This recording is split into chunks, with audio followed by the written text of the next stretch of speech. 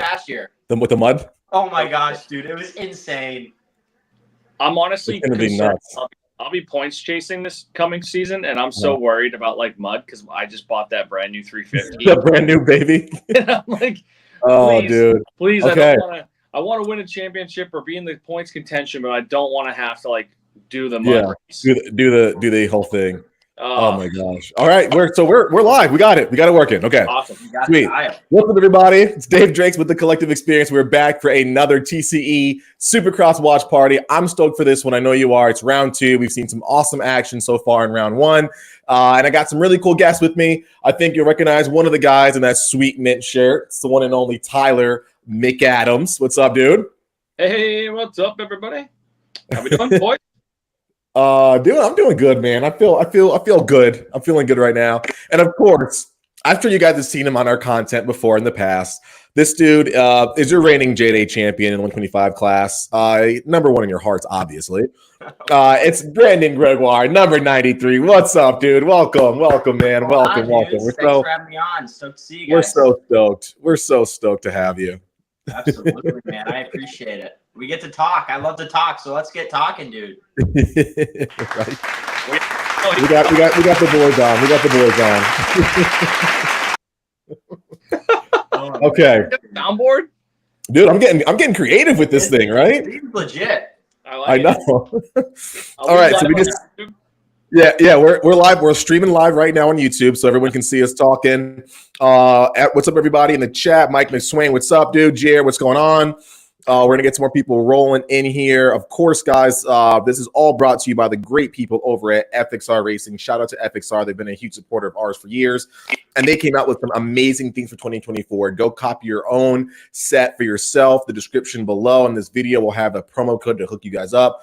Shout out to Flow Vision Goggles, always keeping us minty fresh out there. No pun intended with Tyler's shirt. And also shouts to EVS, shout out to Speed in Sport, Moto Tape, and the rest of the gang over at Overshare Advice and Planning and Evans Power Coolant. So we're cranking away through this first heat race. We got Shimoda out front, which I'm kind of shocked about. I didn't think he was that good in the mud, but the dude has a pretty decent lap over Smith, who's a veteran, so that should show you something. I'll start with you, Brandon. I mean, what are your thoughts so far? Obviously, last weekend was sick. We had some good talking points, but what are your thoughts about this weekend? Like the action, the track, the rain. Like, what are you feeling? It's definitely wet, but honestly, dude, I think it looks sick. You know, I think a Woods guy do pretty good out there today if you just grew a little bit of a set of balls. You know what I mean? You can do anything you want out there.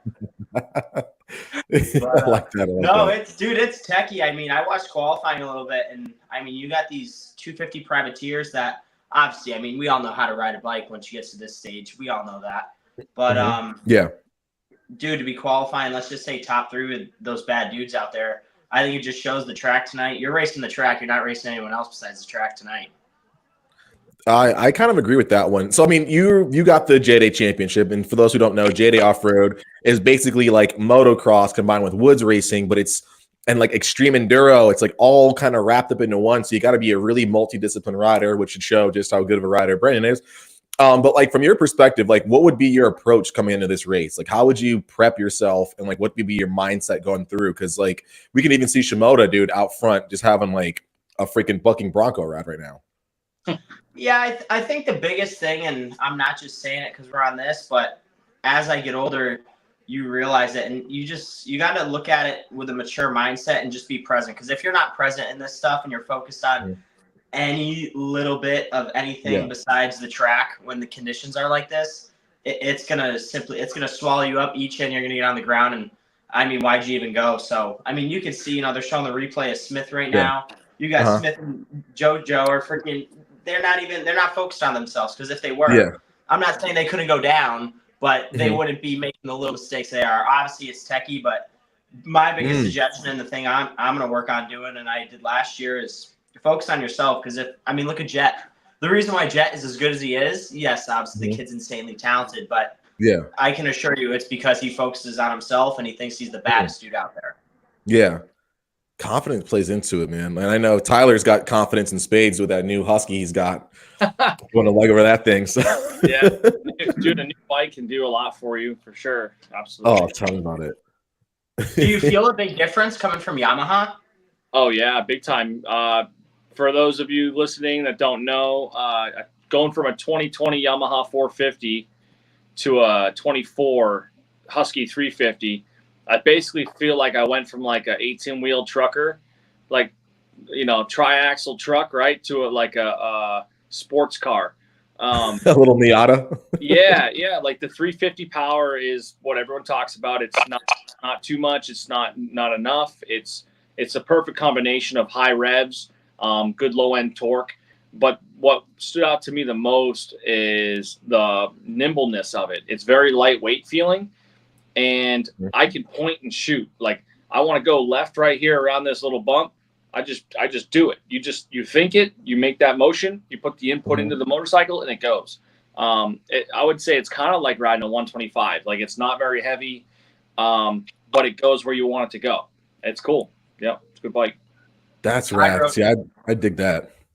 Yeah, I rode one, and the thing was, they're cheater bikes. Like, I know not compared to a 450, but dude, they're like exactly what you said. They feel incredible. They're fast, just like you want. You don't pump up on, like, they're just sick, dude. They're nasty. Even if you threw like a pipe, fuel, and like some sort of like ignition tuning or something, you'll have a monster of a motorcycle. And coupled up with good suspension, people talk about them being like the ultimate bike. And right out of the box, it's a pretty good bike, in my opinion. I've got 10 or 11 hours on mine already. I bought it in October, so yeah, I'm happy with it for sure. That's freaking rad. Speaking of Austrian bikes, I don't know if you guys noticed, but Greco was sitting in 10th, right out of a qualifying spot, right out of the heat, which would have been absolutely nuts to see the mustachioed masculine man himself, the Phantom himself up there. That would have been super cool. But shout out to him. Shout out to all the privateers out there that are making it happen. This is a really good chance for them to get some good points and get into some mains. Yeah, I mean, Greco could make 2 spots. I could see it happening. Oh, for sure. Yes. With how things are going, like somebody gets caught in some deep stuff like this, like 100%, without a doubt. Hey, look at Shimoda. I didn't realize it because we're talking and stuff, but he's lapped up to 8th place so far. Holy crap. So, like, do you think Shimoda's like you think he's a good like mud rider, or is it just that he's kind of lucked out a little bit? Look at this dude. That's all luck, bro. Don't try to make any kind of analytic kind of thing, bro. That's talent too. Yeah, this. Yeah. I don't know how we got out here, but yeah, I don't care. Shout I'm out. here now. You guys ain't getting. Shout out to the man himself, Mr. Rashidi Kerrison. You guys all know him. You all love him. Number 1 in our hearts. The dude is just he's a gem. So shout out to Rashidi. Shout out to Rashidi. Get off the stage. For those of you guys that don't know, Rashidi's a pro out of New York. Dude's been crushing it for a number of years. He knows absolutely everybody in the industry. They all know him. Literally, I tell the story of us at Scrub and Dirt. And this dude, I think, I don't know if he showed up, Rashidi, or we were just talking, but we were in the trailer with AP, and Plessinger said something about like whoops or whatever. And AJ mentioned Rashidi in the whoops, and he goes, "Oh, you mean Rashidi Kerrison?" And we're like, "Dude, everybody knows Rashidi, dude." So shout out to this guy. I've been trying to get him to do some Supercross, and hopefully he listens because he's a gnarly rider. So we'll see. I've seen you on those TV, bro. I've watched. Oh yeah. Hopefully, I get to do it. I just got to drop about $15,000 on an engine, and call it a day. Because I'm gonna do. If anything, I'm gonna do the lights. I'm gonna do 250 class. If anything. Ooh, yeah, you're a little too beefy for that one. Yeah, hey, listen. You want to talk about weight, my guy? It don't look like you skipped a couple tacos. Easy. It's the hoodie. It's the hoodie. It's the way it looks. Leave me alone. Dude, he's bulking up. Yeah. It's bulk season, bro. Oh yeah, it's bulk season. Got you. Bulk season. Yeah, I need to honestly slim down too, because you know what I'm saying. I got a couple food babies that I've been nourishing. Nah, but yo, I'm a year up here in the Northeast, bro. Yeah. That's what it is. And you know what we got over here in New York and Jersey and stuff like that. We got the best food in the whole country, and people are like, no. Did you say?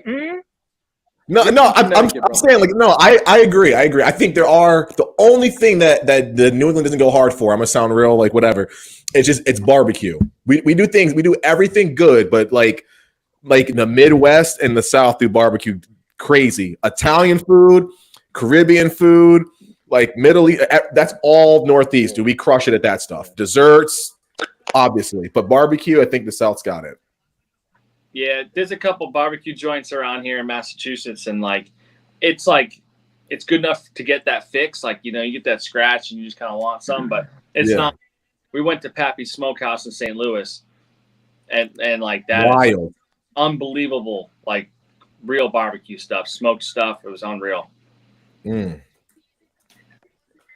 that's a solid thing. Yeah, I like that. if you can't cook barbecue, then you should just not be in front of us.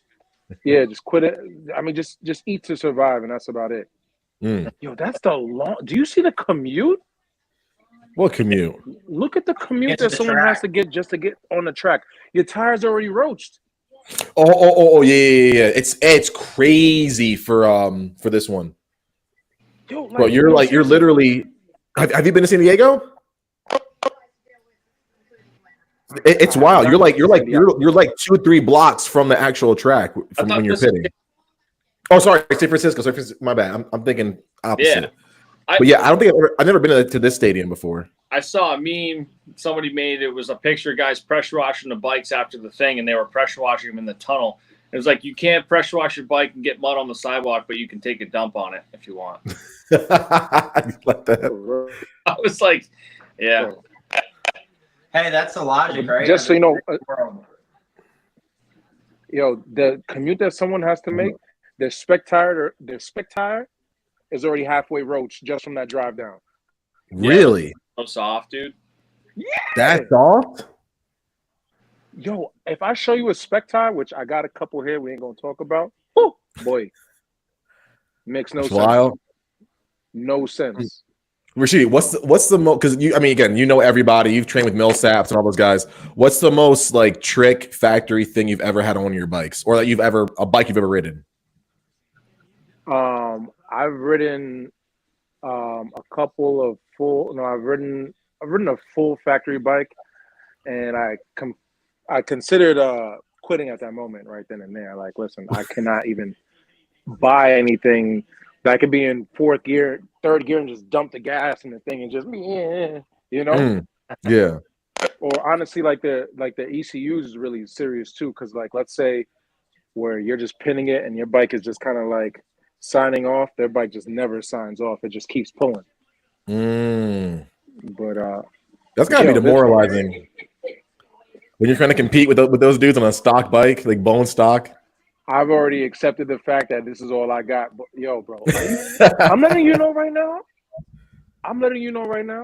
Mm-hmm. If I was any rider out there, I would just ride like Vince Freeze. Really? Yeah, and you would literally win. Okay. Because it's mud, right? Like, yeah. Oh, he didn't mean to. It's slippery. Like, whatever. How do you think Barsha does it? I mean, Barsha's my guy. I don't got nothing bad to say, but that guy's a jerk. I don't got nothing bad to say at all, but you're a jerk on the track. Oh my gosh. We're supposed to be homies. This guy's taking me out straight out of nowhere for no reason. Just because it's Thursday. That. Yeah. Okay. Sheesh. We got the gate drop for the second heat race. We got a couple of PC bikes up front. And Ryder D. Francesco, is that it? Yeah, leading the race. Front, baby. Dude, but he's a Bakersfield kid, so they don't ever see mud usually. Do you think he can make it happen right now? Oh, after that move, I'm not sure. Up until then, I think he almost had it. Let me see. I didn't catch up there. I'm behind you guys.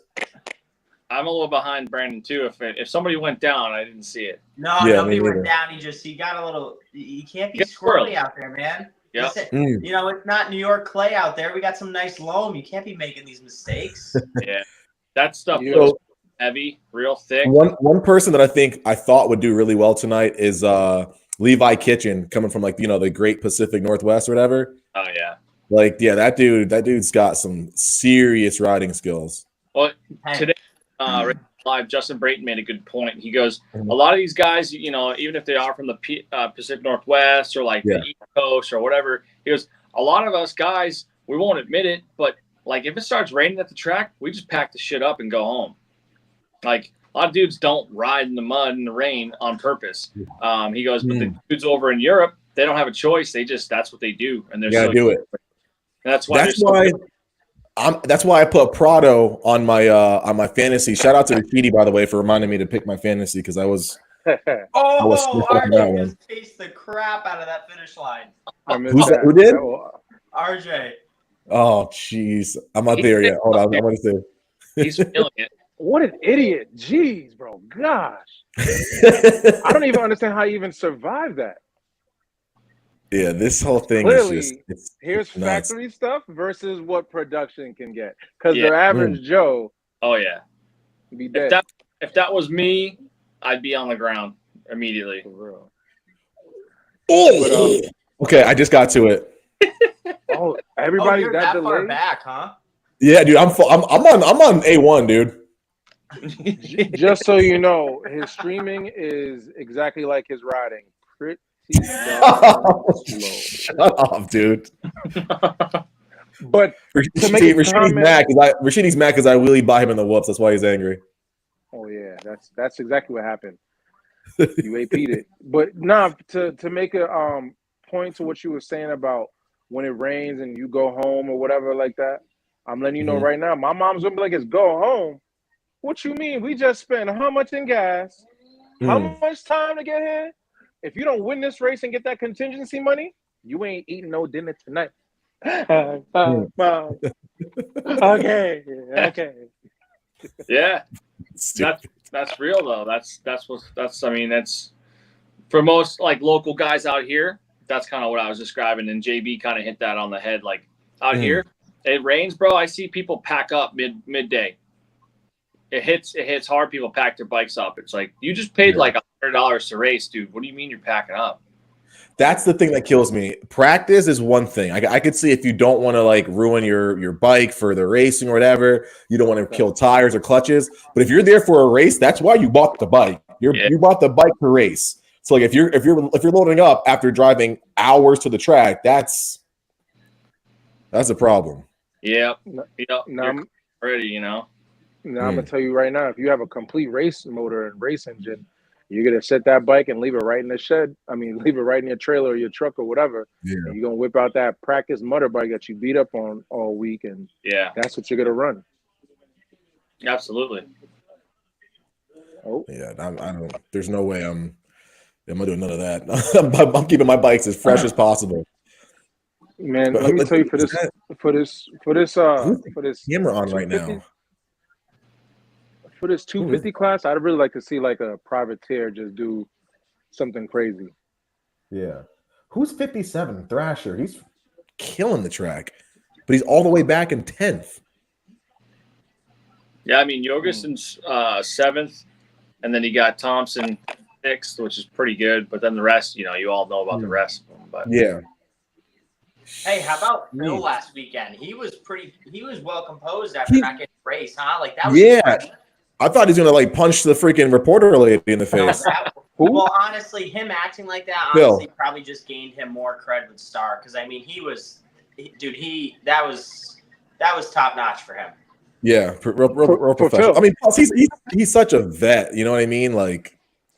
Honestly, to me, I was really surprised. That guy don't got no sense of class. Well, normally I 100% agree with you. He's from out by you, right? Who? Phil? Nicoletti. He ain't from up by me. He tried to be from by me, but yeah, he lives about 40 minutes from me. I don't really care for the guy. He a hater. Why is that? He was getting. I mean, you on factory equipment. You getting beat by some guy that rolls up in a right, Mom? In a little Mazda 626, and you getting beat. You a hater, bro. I ain't mad at you for that, but I ain't mad at you for that. Nah. We need those graphics. We need Mazda 626 Racing on the side of the shroud this year. Yeah, it was that, and we had a Volvo. Like we was pulling through the race with a little 3-row open trailer. Hey, tell mom that this is the year I get my pro card. All right, Mom. Dave said this is the year that he's gonna finally stop BSing you. Oh, why you gotta word it like that, man? Oh, come on, Thrasher.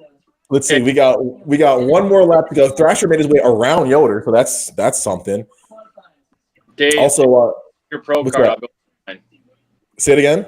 If you go for your pro card, I'll go for mine.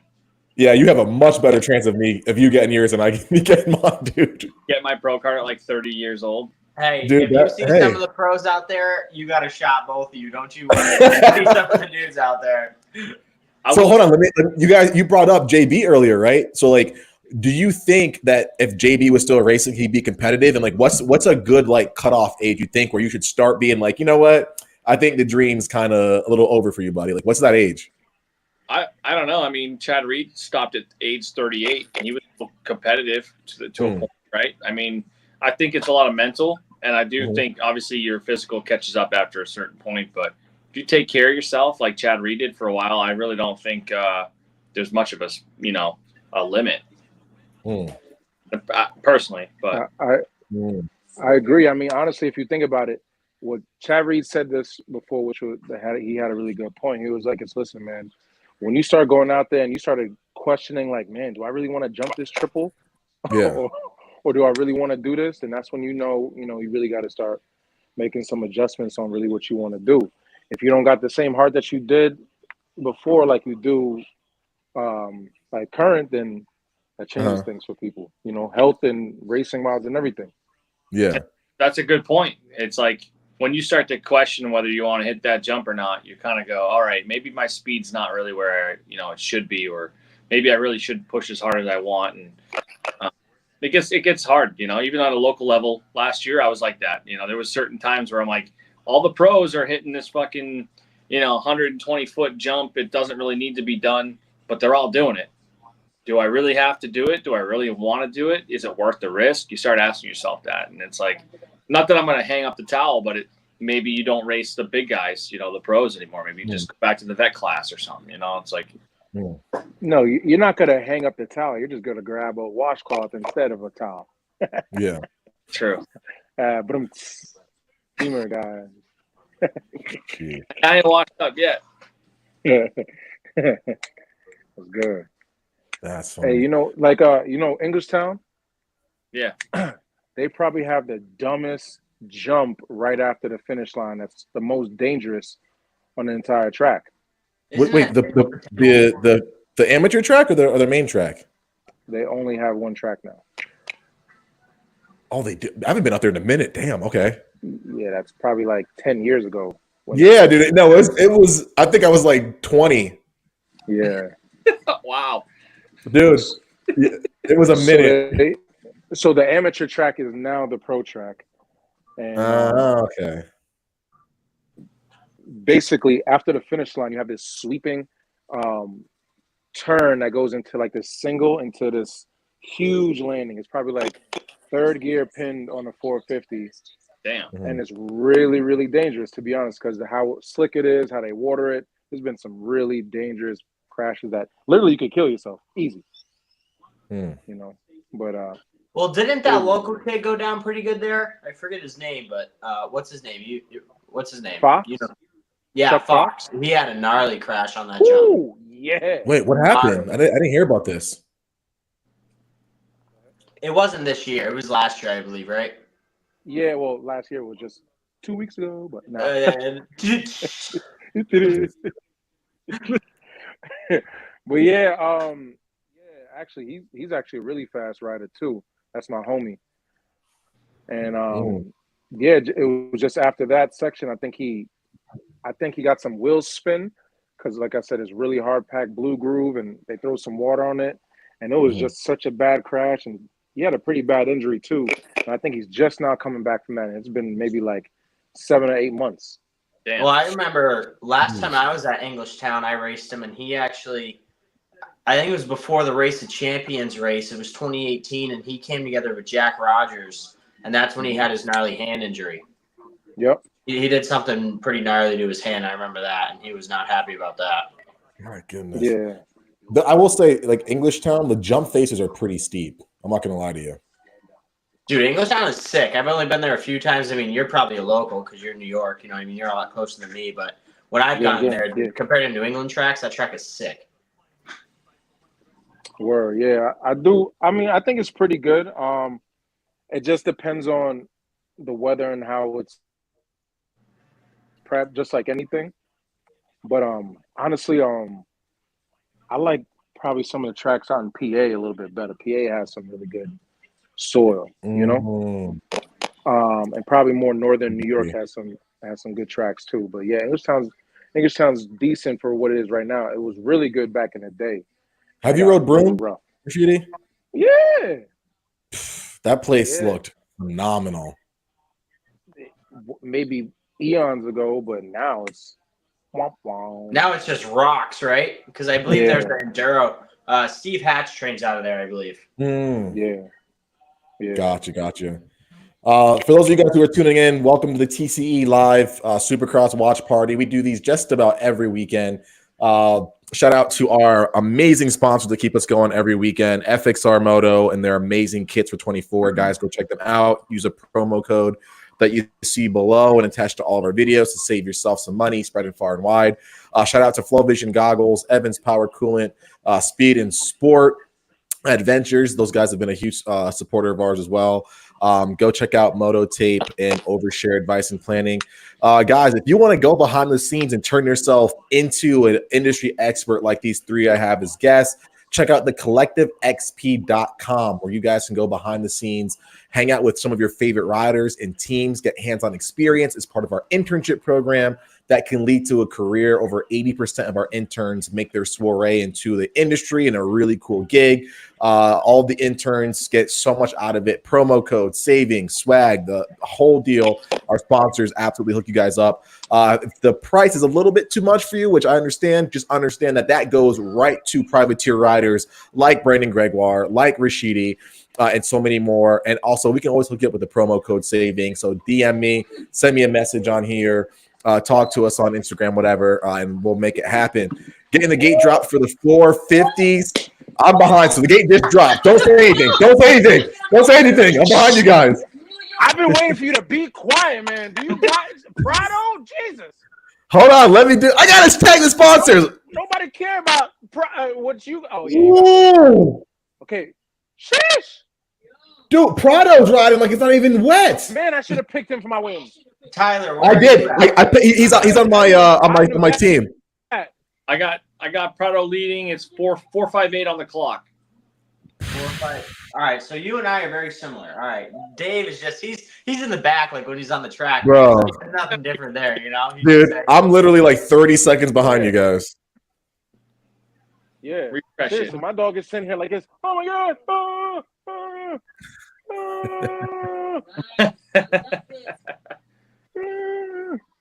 Dude, can you imagine if Prado won tonight? I know it's weird conditions, and he's not going to win a legit Supercross yet. But dude, imagine if he still won tonight. How gnarly that'd be. That would be sick, dude. I think that would go down in history, wouldn't it? I don't think we've ever had a European dude come over and win the first year. Well, I think, they're going to, like, if you listen to all the freaking podcasts and stuff, they're not going to truly give it to him, just like Jet. You know what I mean? Like, but that's like people just talking, man. You got to take it for yourself for what it is, because everyone's just talking their talk. Yeah. Start was crazy because I thought Jet was going to go off the track, and then he just kind of slid his way into the tabletop. But well, I think he was a little intimidated by Jorge, if you want my honest opinion, because he had it and then he pushed wide. Yeah, I mean, dude, like JB was saying today, he's like these GP riders, whatever, they live in this stuff. This is nothing. No, I bet you he's in everyone's head. I bet you literally just from the talk of it's just hearing what other people say, and now he's in their heads. Yep. You know it gets brought up. Dude, Prado is absolutely killing it right now. Don't but Sexton's catching up to him though. If you see, but he looks like he's just going like 250, like the 250C practice pace. Like really, He does. Yeah. The track's so slow. All right, so Barsh is in 11th right now. Dude, Barsha was not good in qualifying. wow. You told me to pick Barsh. What do you mean, womp? Oh, my bad. See, I was trying to tell you to pick somebody that you shouldn't pick so I can get more points and be ahead. Oh, okay, I see how it is. Hey, Mike McSwain in the chat is saying that we should have a camera on Freezy and Barsha right now. Oh, dude. Where's Freaks? Yo, Rod Bell's in 8th right now. Right? Yeah, I'm just saying that. Dude, he had a really good qualifying as well. Hey, how about Jet being 11 seconds back right now? For real. I think he's probably just going to nurse this whole weekend. I don't think he's going to try to push it and compromise. That's a good point. I mean, him, right? You're looking at a point series and possible championship. I wouldn't want to make a mistake and he's gonna keep it top 3, top 4 if he has to, but like I don't think we're gonna see him push. Roxon's ahead of him now, I believe. I could be wrong, but I think he's it is. back. No, he is. Roxon's ahead of him. Tomac's wild. Shout out to my man John Short. Hopefully he gets up there too. He just got on that new bike, so he don't know what the hell he was doing. He was on what's he on now? He's on a beta. Oh yeah, he's filling in. Yeah. Jet made a little big mistake. I saw that. Yeah.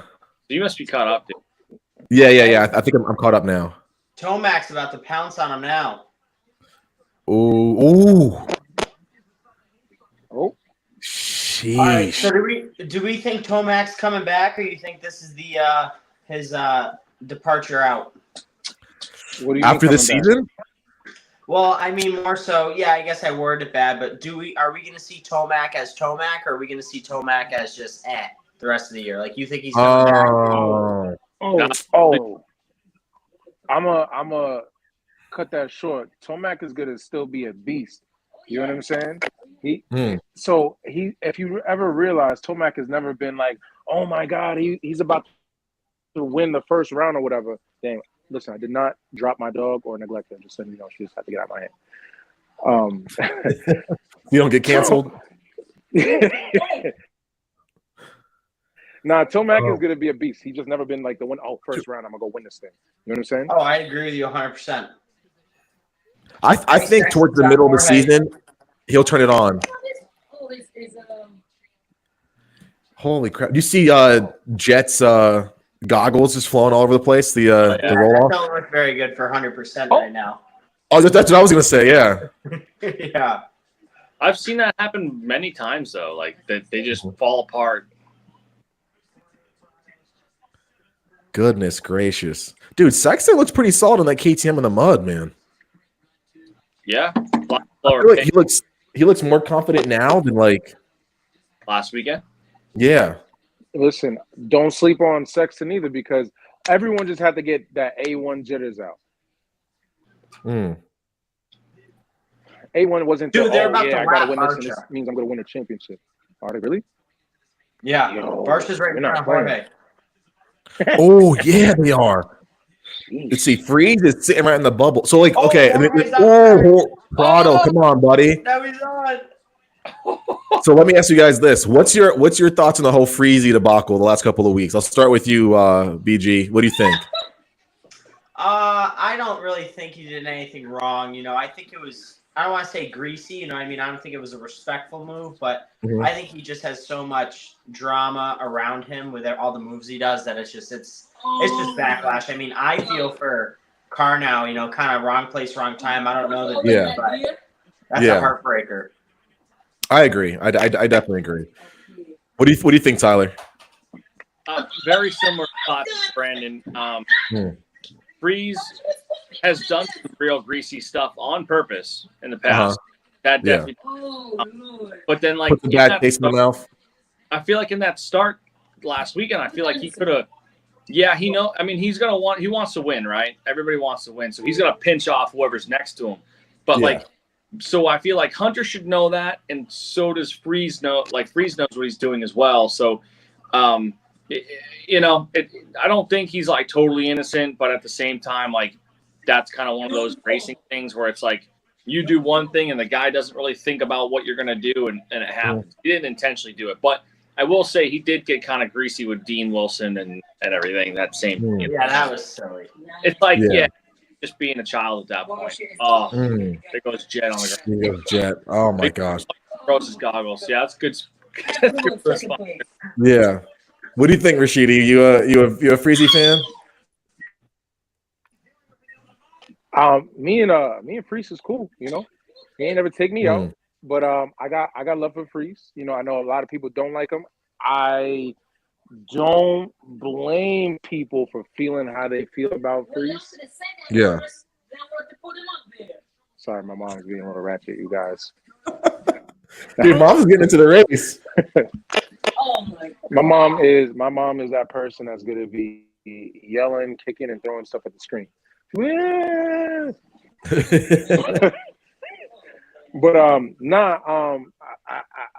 Freeze. I mean, I don't think he's gonna listen to this anyway. But Freeze is definitely a guy that ain't playing on the track. I'm a fan, dude. I like watching Freezy ride. I'm a big Freezy fan. How good he is. He's so good, and his starts are fire. Like he's and like once you talk to him off the track, he's a pretty nice guy. I've heard that. Yeah, he's chill. He's mad cool. Listen, but I'm letting you know right now, if I had a choice between having Freeze or Barsha behind me, I'm gonna pick Barsha. Each and every time. Do you dirty? I mean, both of them would make sure they're gonna do whatever they gotta do. I've just only experienced Barsha take me out, so I know I've seen some of Freeze's stuff, and I feel like that could be a little worse. You know? You mean like a T-bone right to the leg? Which way? Yeah, pretty much. But you know, you got to do what you got to do to get that check to better yourself. So, I mean, I get it. You know, I get it. But yeah, I'm a fan. I think he's a pretty solid dude. Yeah, I kind of like Rashidi said. Yeah. I don't argue with the people when they say like, "Oh, I can't stand him." I can understand why, but like, and even portion. Yeah, and even Kylie in the chat, she's saying that he starts crashes and it's hard to blame people. Yeah, Sketchy saying the Dean incident was bad. Yeah, the right hand first turn with no rear brake kind of made Hunter have nothing he could do. The Wilson ticket was dirty and stupid, says Ben Weigel. Well, I think Hunter should have backed down a little bit. I mean, I don't think that was him thinking, in my opinion. He should have chilled just a little bit. Yeah, no, I definitely understand that. And dude, shout out to Prado. Imagine that feeling of like, kicking ass overseas and then coming over to like the States where Supercross, obviously the biggest venue for two-wheel off-road racing, and then winning a Supercross in the mud. That's got to be a solid feeling. Yeah, I would give anything for that. No. Oh, Freezy got her in. So now we got a pretty stacked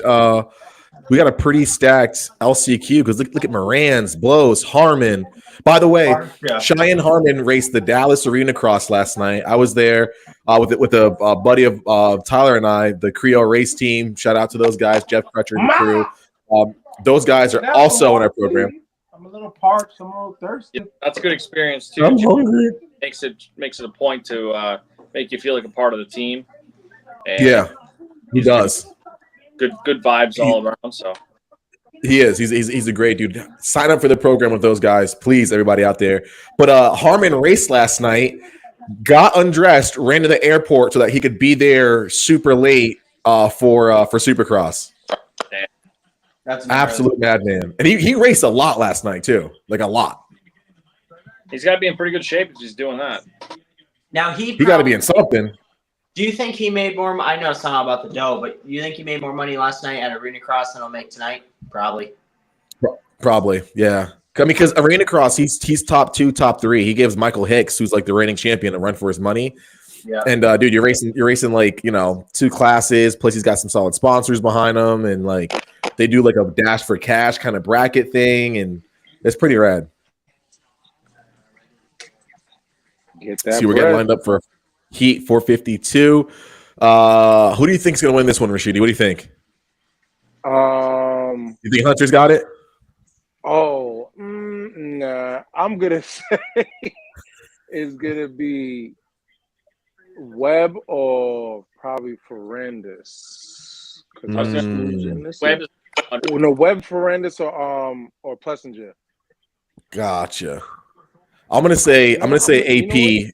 AP for this one. Dude's just lanky. Bang. AP, my bad. I'm a follow you. AP, them long legs. Oh, yeah, you see that? Oh, Palm Springs. Not sponsored. Don't rep Palm Springs on this, please. Oh. P.S. My bad. Sensitive whole thing. Mom, who do you think is gonna win? Polar Springs. This heat race. Who do you think is gonna win? Oh, we got Starling. Aaron Plessinger. All right. Okay, cool. I like that one. Okay. All right, so we're out for the first. Hunter. Woo! AP. Sneaky holy. AP, right? Yep, AP. Oh, AP! Feet off, dude. This is insane. You can definitely tell look at Plessinger. The transitions in between the jumps are slippery. Yeah. Hey, here comes the GNCC skills, baby. Exactly, yeah. But like, if you notice, the track is starting to get real chewed up. Those transitions are starting to really grab the bike, so you can almost see that like momentum kind of jerk a little bit. Wow. Let me shut this out right now for you guys. You guys said that the GNCC skills. No, that's the straight cowboy skills. AP is a cowboy. Look at that. He was like, yeah, yo, my country guy right there. Dude, this guy is gnarly. Look at the gap he's got already. I mean, this is his natural shit right here, man. It really is. But this, well, like, look. You know he has the GNCC title, right? Does he really? He raced GNCC for a Yamaha team when he was younger. Yeah. How old was he? I mean, don't quote me on it, but 16 or 17. He went from GNCC to Pro Moto. But no, he doesn't have a pro title though for GNCC. He doesn't have a title at GNCC? Not a pro title. No, I don't think so. No. Well, I believe it. Look at the way this dude's riding.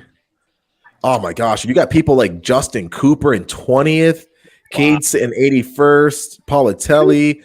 Dude, Stanky's out there one spot away in a 2-stroke. Is he out there on a 2-smoke? On a 2-smoke. Dude, smoking the muds. I'm gonna tell you right now. If there's somebody out there that does not like Stank Dog for whatever reason, they just hate us, man. Because Stank Dog he's a dope guy. He's so friendly. He's a dope guy, bro. Dude, so friendly. Nah, I mean, I got nothing bad to say. Oh. I'm right there with. So Mike McSwain in the chat is saying Stanky straight to the main. I like that. That's what I'm talking about. I definitely like that one.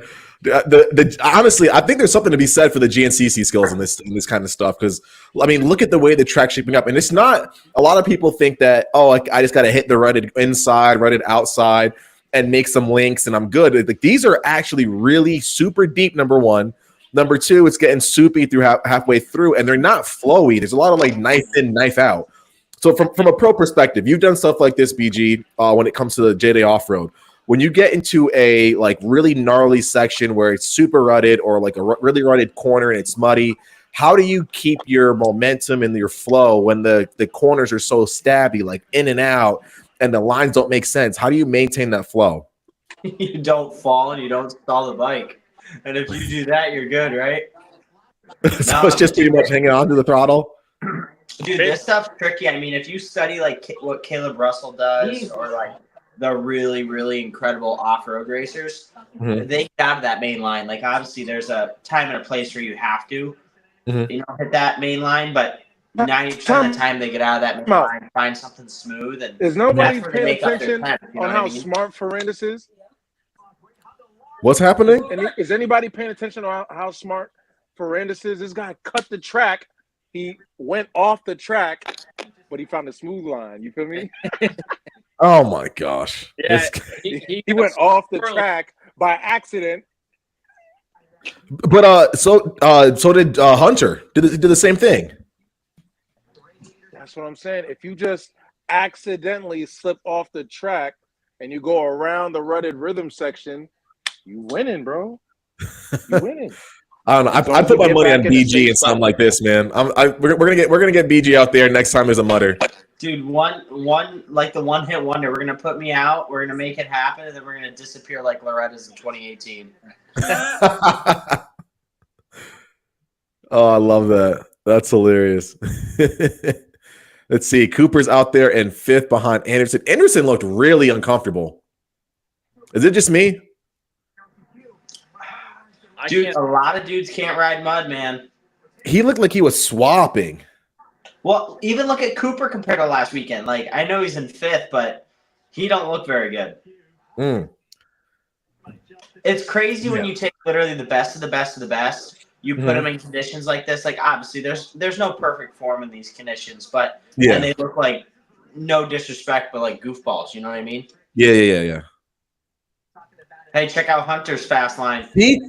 That's what I'm talking about.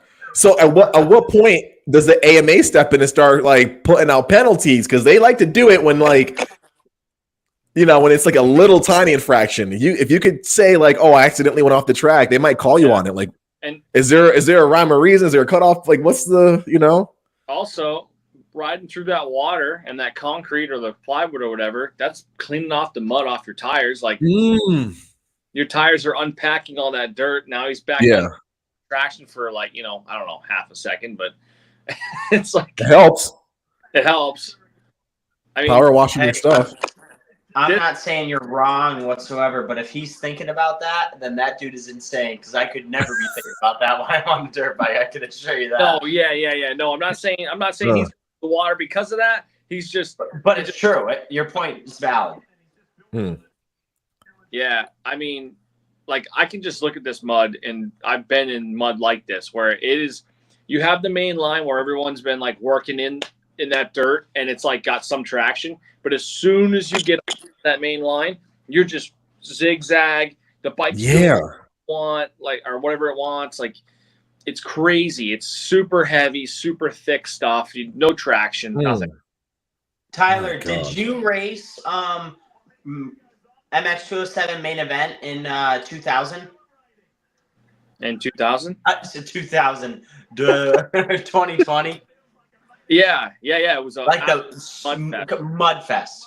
Yep. I got this picture Paul Buckley took of me where I like had to pull off because I caught so much water and mud from somebody's tire. Like my eye was full of like dirt and mud that I had to pull off, and Paul took a picture. Yeah, it was bad, dude. We found like a local laundromat, my sister and I, and she went down to the local laundromat and like threw my stuff in there to like wash and dry. She like kind of destroyed the washers, dude. Like, oh my gosh. I pulled out your gear and your gear was still wet and like dirty, and there was mud and dirt. Dude, Plessinger. Sorry. Oh, you had a stall? Because I wasn't expecting that. Oh, dude, Ferrandis. Whoa. Oh, AP. Then he starts linking the jumps together. There's that cowboy. Dang. There it goes. Dude, that is gnarly. Wins a heat. Leaving Star, going to Honda, linking up with Ziggy on Honda, winning a heat. That's what. Who is that? Was that AP? AP? No. Damn it. That's wild. Oh, and there's Webb.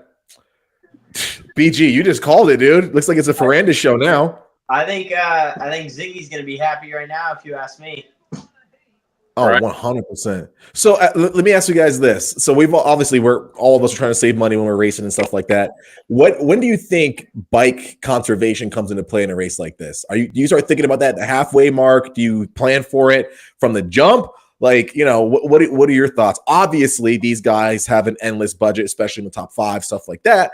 But like, are they going to start thinking like we think as normal riders, where we're like, we got to save this clutch because it's got to last us maybe not a couple weeks, but at least a moto, Like, what are you thinking? Oh, Webb! Sorry. Dude, he wanted that second place. I think the biggest thing is it's just figuring out as a rider when we all know as riders. I mean, once you get to this stage, you're a good enough rider to know how to judge versus not to judge, and I think it's all just instinct. I mean, if you're beating up that clutch, I mean, these guys are probably so picky that after 2 laps, probably they're not happy with how their clutch is engaging and stuff, and they're probably pissed off. You already know that, but I think it's just rider instinct. Honestly, you can only save so much. I mean, this stuff is. I can speak from experience. Like all the J days this year, I think there was 15 rounds. 10 of the rounds were mutters, and they were just like little mutters. They were mutters, and you try to be smart. Because if not, you just went there and spent a lot of money and wasted your time. Oh, dude, they got a little smoke show on that little checkered hoodie right there on the broadcast. Could you? What do you say? You couldn't help yourself. Couldn't help my dude. You see little blonde Smokey? Of course, dude. I'm gonna dart in on that thing. I know from like the mud racing, like at least like I don't purposely go into them, but I've been caught in a few of them. It gets to a point where if I get like settled into a position and I just know that I don't have any more speed in me to like safely race the rest of it, I'll settle in and I preserve the bike as best I can. I find the line out the puddles. If I'm battling somebody, all bets are off. It's like, let me find the biggest puddle to splash you so you can't see. But as soon as I get away and I separate myself and it's just me and the track riding or racing, right? That's when I kind of go like, all right, let's preserve the bike. I'll try to avoid the. Whatever. I have a really janky setup right now. My computer wouldn't let me do this program with Dave. Otherwise, I wouldn't have my phone falling over and stuff. So I got no. It's always technical difficulties around here, but it's okay. It's not fine. It's working fine. It's real. It's all good. We need more real stuff in the world today, man. Yeah. So we lost Rashidi. Did he must have bounced? I don't know. I just texted him. I see him down here, like he's on the screen, but I think he's got something going on with his phone or his. I see him now. His laptop. Yeah, so we'll check in with him. But we do have one question in the chat, and Sketchy XC is asking, do factory guys help out the privateers at all? So we'll roundtable it. So Tyler, you've worked for a couple of privateers over the years. What's your take on this? Like, have you personally seen factory guys or teams supporting the little guys that need the support? Yeah. So I'll make it kind of a short answer. I have heard stories of, hey, I don't have this tool or I don't have this part or spring or something, and they go over to Factory Husky or they go to a Factory Cowie or they go to like maybe a satellite team, maybe not so much privateer, but they have a big budget. And for sure, factory guys, factory mechanics, usually it's factory mechanics that are like friends with some of the privateers. And it's usually like hey, I'm screwed if I don't get this. Do you have an extra? Yeah, no problem. Yes. It's connections, who you know, and if you're a good guy and you helped them out in the past. Yeah. So yes, to answer the question, yes, I would say on a smaller scale, not as big as you'd think, but some dudes will help out privateers if they have connections, their friends, whatever. They're not going to give them a motor, but hey, do you have clutch plates? Yeah, I've got an extra set of clutch plates. All right, thank you. Or you have a throttle tube? Yeah, I do. Okay, no problem. Thanks. Stuff. Yeah. So to say that, can anybody hear me? Yeah, we're good. All right. I don't know what happened before with the connection, but let me tell you right now, I've seen exactly what she said was it's about who you know, because I've seen some privateers that have some really cool stuff on their bike that you cannot buy. Yeah. Or every now and then, if you know the right person, because clearly, like they can't give away none of the stuff. The factory riders can't give away none of the stuff. But I have seen a couple of factory riders that's helped out some buddies of theirs that they practice with. They've donated some serious cash to kind of get them where they need to be, whether it's a set of suspension. I'm talking about like 8-kit suspension, or I've seen them, give them, help them out with some motor stuff, in the lights class or with whatever. But what was really important, what you guys were saying earlier about saving the engine and like what do you do as far as clutch wise? Yeah. When I had stock clutches before, and when I, I guess upgraded to Henson, and I'm not taking anything away from OEM manufacturer stuff, but when I switched to the Recluse clutch, I'm letting you know right now, that is literally the only clutch in the entire motorcycle community that's an actual performance clutch. There's no clutch that's a performance clutch. Like, with cars, like you got a stage 1, stage 2, stage 3. Recluse is the only company that has an actual performance clutch, meaning like you can run it longer. You could do more stuff. You can abuse it harder. You could do all this kind of stuff. And guess what? I'm not even sponsored. I'm not even getting paid. I'm just keeping it real. You know what I'm saying? I'm paying for my clutches. I've experienced, somebody had a full Recluse clutch kit, like it was like an $800 kit, and they put it on their YZ250 2-stroke, and they let me. It was actually Bob Klingen's bike. It was Aiden's 250. Oh, okay, gotcha. And I think my 4-stroke was messed up or something. Anyways, he let me race that for a moto. I like dropped like 3 or 4 seconds on a lap time with that bike. It was like the rear wheel connection between the connectivity between the throttle and the rear wheel. It was like glue. And that clutch was like unbelievable, real. So what Rashidi's saying is true. It's like that Recluse clutch kit is fucking serious, man. It's good shit. Oh well, whoever got $800 to drop on the clutch, more power. But I only spent. That's what I was gonna say. It's cool. It's literally cool when you see like those one little parts and pieces. Yeah. Go Rashidi. But I was trying to agree with you, but I was just saying I just dropped the regular clutch pack in there, the $300 one. Yeah. And I couldn't believe there was a jump where I was going like second gear pin and I'm just making it.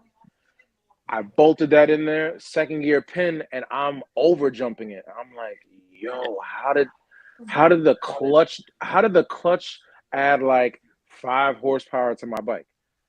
That connectivity.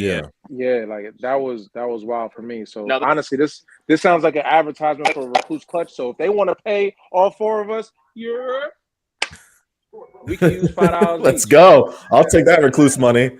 But we ain't getting paid. That's funny. So let me dumb it down a little bit. I mean, it's okay. It's not too bad. I will say there's little parts and pieces that I've tried on some pro bikes that make a difference. One of them was a lowering link, like that one, like the dog bone was an adjustable PC unit, and it made the bike squat so nicely in corners that like, dude, I was ripping that day. This is years and years ago, but it made the bike feel completely planted, and little stuff like that makes a huge difference. Time out. I don't think anyone's ever used the words ripping and you in the same sentence ever. Me. First of all. And then second of all, your short little stubby legs, because you had a lowering link, mind you guys, for the world that doesn't know, he looks tall on camera. He's because I am 5'6" in real life. Don't do me like that. Don't do me like that. 5'10". He's 5'7". Lowering link, he's not 5'10". 5'10". You are not 5'10". I'm just girthy. Girthy. Yo, bro, let's ask your girl about this. Easy, bro. Easy. As far as height. Wait, Big Mom. Mikhail Salmon have a good girth now? Bomber, Mikhail Salmon have a good girth? Yo, listen to me. So, basically, this guy in real life is like 5'6.5". Don't listen to him, whoever's watching this. Don't listen. Because you put the lowering link on your bike, it was immediately like a little low rider, and that's why you felt comfortable. You know what I'm saying? Because that was more your speed. So my fault for the world. He likes to think clearly he's not long. He's just girthy. Oh so my. he's- Big man status over here, right? Aaron saying size extra medium. I appreciate that. my guy, whatever that means. I don't know what that means. Extra. Oh, that's funny. But BG, we just won a title with JD Off Road, reigning champ over here. Has anyone ever approached you to say like, hey, here's some extra support for your deal from like a factory level, or is there anything that you've seen from people wanting to come over from like the really highly funded side to give you an extra pieces or parts or whatever? Up until this coming season, really, I've not had anybody as far as the factory level behind me. I think this year I finally showed a couple people that I could be there for a whole year. I think that's kind of what I was missing. I've always had speed. But no, honestly, Yamaha actually hopped on board this year, specifically Kyle Sackett at LBR Moto. He's gone above and beyond for me, and he has a really good connection with Yamaha and Donnie Luce. And Donnie hopped on the program, and we got ourselves they just arrived in New Hampshire yesterday, so we got ourselves a couple bikes for this year. So I'm extremely grateful for that. I would have never, ever truly thought I'd ever end up in the spot to where Yamaha would be involved. So I'm pretty stoked, and it gives me some motivation, I like that. I like that. Helping out the privateers, man. I love that. Nothing better. Rewarding for all the hard work. It's good to see the privateers get support. And for Rashidi, it's coming. This dude needs some support too. So we you know what we need to do? It's just a New England Riders Corner race team. Get Rashidi on there, get BG on there, and just let's do it. Listen, let me tell you something right now. There are several, I can't tell you how many millions of people that's in the Northeast. If everybody just donated 50 cents, 50 cents. I didn't even ask for $1. 50 cents. 50 cents. You know how many millions of dollars we'd have to go racing? Yeah. Do you know That'd be how many nice. millions of dollars? That'd be nice. So if I ask everybody for a quarter and they don't got a quarter, I'm calling everybody a hater. Listen, we know everybody's got like a fucking jar at home with like quarters and nickels and dimes sitting around. Exact, or the ashtray or something. Yes. Where's mine? He's got exactly. One. I know it, dude. I know. Look at me. I'm styling right here. You hear that? Is that a bag? Yeah. I got it. Making it rain on these. Yeah. Oh my gosh. Oh goodness. Everyone in the chat, thank you guys again for tuning in and joining us. We love doing these live watch parties. They're so fun for us. Huge shout out again to our sponsors, FXR Moto, Flow Vision Goggles, Overshare Advice and Planning, the great people over at AVS, Evans Power Coolant, Speed and Sport Adventures. We thank you guys. And don't forget, if you guys want to go behind the scenes and work with top teams, be their VIP, be their intern, be part of their program at a very high level of racing, check out the collectivexp.com. Sign up to turn your passion into an industry-leading gig. Turn it into a time where you guys can go behind the scenes, and it really costs less than a ticket. Supercross right now is super expensive for whatever reason. Our program is really started to help the privateers, people like Rashidi, like Tyler, like Brandon out there who really need the support. So shout out to those guys for living the dream, and you guys can be a part of their success and get something out of it, like over $1,300 in promo code savings. Yeah, unlimited connections. You get tons of free swag, and you're part of the family for life. So whatever we can do to hook you up, I mean, you're in there. I literally watched a video of Red Bull Straight Rhythm, and I saw Tyler in there like 4 times in just like 30 seconds. Like literally, this dude entered the program and became a superstar overnight, which is crazy because he's got more connections than me now. So I wanted to say, like, if you're listening to this and you're ever on the fence for signing up with the program, all right, you spend the money and it helps the privateer, and you get that wheel going, right? You're feeding into the wheel, dude. The connections you can make. If you talk to people, if you just be yourself and you talk to people in the pits, you make some serious connections, especially if you go 2 or 3 or 4 times. And it was funny. Today I was at the local motorsports store that I go to, Motorsports International. Shout out, Mint. And they were running 2018 Red Bull Straight Rhythm on the TV. And I'm like talking with the owner, and I'm talking with a couple guys, and I'm like, hold on. And I pointed. I'm like, I'm right there. And they're like, what? I'm like, yeah. You see that corner, like people in the blue shirts? Like, I'm right there. I was there at that race. And they're like, what? So it's just kind of like weird. It's full circle. Just kind of like being a part of the collective experience is not just like getting in and getting to see things that you never get to see, but you also have an opportunity to make a lot of really good connections that allow you to go. I never ever thought I would be able to walk on the track of Red Bull Straight Rhythm or meet Ryan Dungey. I met Ryan Dungey there. We met Ryan Villapoto. You know, it's just like wild stuff that you just don't think you'd ever have that kind of connection. But it's just a matter of opening up doors for you. So 100%. Tyler is one of the success stories, and there's so many. Over 80% of our interns go on to bigger, brighter, get gigs and the whole deal. Tyler took full advantage and is crushing it. And we love the program. We love the people that support it. So go on there and sign up. We can hook you up. We can get you involved in the industry, working with the pro team and the rigs. I mean, you name it. We get you fully supported, fully backed. Rashidi, did you see that tire cover on that rear tire? Yep. You had a good point. They're all like, "Yo, we're gonna be riding this tire." Look at, they got Walden up. They got Walden. Yeah. Hey, you might see me and Tyler on the gate, dude. They got Walden, dude. I had to race Barsha, right? I think he had just won the Super Mini or the 85, 12 to 13. Yo, and I was on a 125. Henry's on TV. Yo. Dude, he roasted us on a little Super Mini. We were on like 125s and 250s. This kid roasted us. Yeah, those Super Mini days were absolutely insane. I don't know how my dad first thought it was a good idea to sign me up for him, because I would get like 3 laps out of the 5 because I kids, you know. Dude, between AJ, Matt Fisk, Barsha, Haysha, Pacone, Dakotas, just insane. Stacked. I mean, crazy. I'm not kidding when I say I'd get 3 laps out of the 4 or 5. It's like I would get laps so fast. Dad, could you imagine if you could go back in time and race Super Mini or 80s with the skill and knowledge you have now? Oh, I would say I'd be on that TV right now. Dude, if I could go back in time and put this knowledge and skill in 12-year-old Dave. Yeah. Like, put it it'd be over. If I had the talent. Easy, Rashidi. Let me have my dreams. Okay, my bad. Go ahead. Go ahead, Tyler. No. My dog's covering her eyes.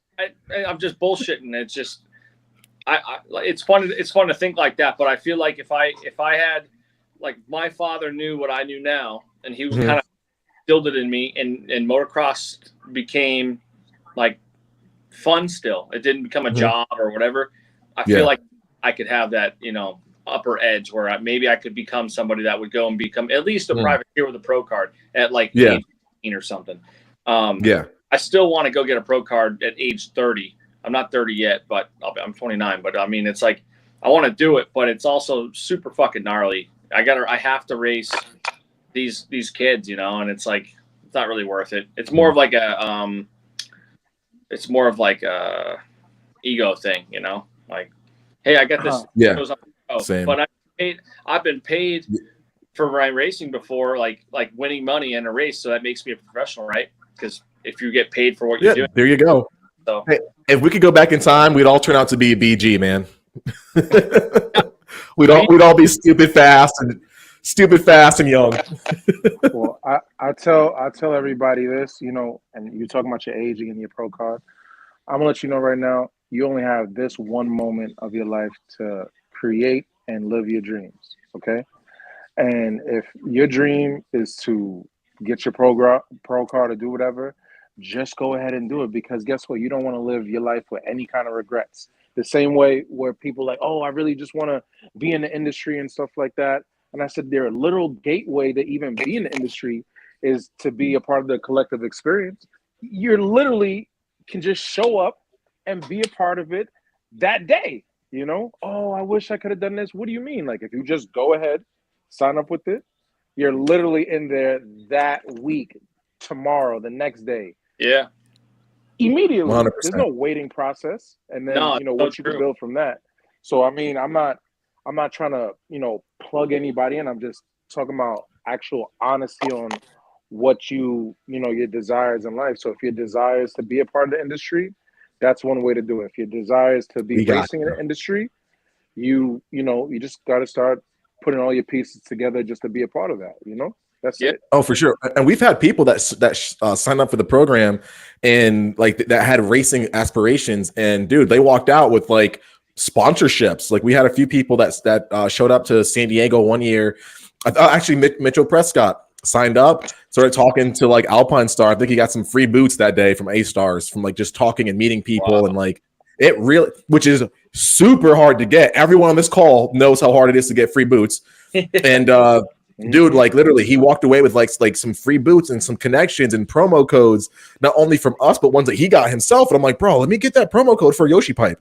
You know what I mean? Like stuff like that. Like it's just and it helped his racing career. The connections, the people, the mentors that you can meet through the program. It's big. So yes, Rashidi's 100% correct.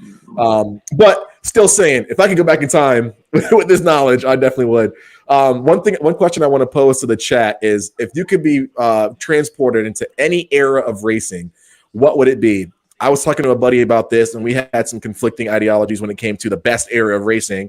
I think Tyler and I are on the same boat. Rashidi, I think, you're kind of around our age. You understand where we're coming from, and you probably race a lot of the people that we used to watch. But for those of you in the chat, what is the best era of racing, or one that you wish you could be transported back into? BG, I'm going to start with you, man. What do you think? Going through your mind right now, what is the best era you wish you could be transported back into for moto? To be honest, I really can't answer that simply because I don't know. I feel like I know a lot about the sport, but I know a lot about the sport, let's say like 2010 up. When I was younger, I didn't pay attention much to it because I was just a kid outside riding my dirt bike that had no connection. I mean, my dad didn't race or anything like that. So my point is, I guess for me, the era is now, because what better time now? Like, let's write the history books. You know what I mean? Yeah. I like that. What about you, Rashidi? Bro, I have the fastest and quickest answer. I'm gonna go to the 90s. Let me tell you why the 90s. You just showed up and raced like talent. I'm not trying to take anything away from anybody, but all those guys were just partying and living their best life, showing up and racing and making a couple dollars and living their best life.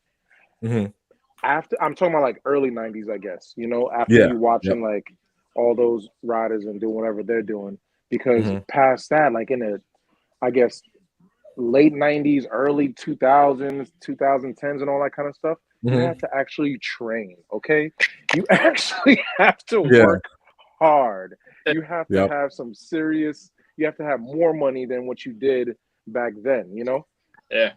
So you could just live your best life of racing, even if you wasn't, I guess, like at the top of your game, you can still really enjoy it,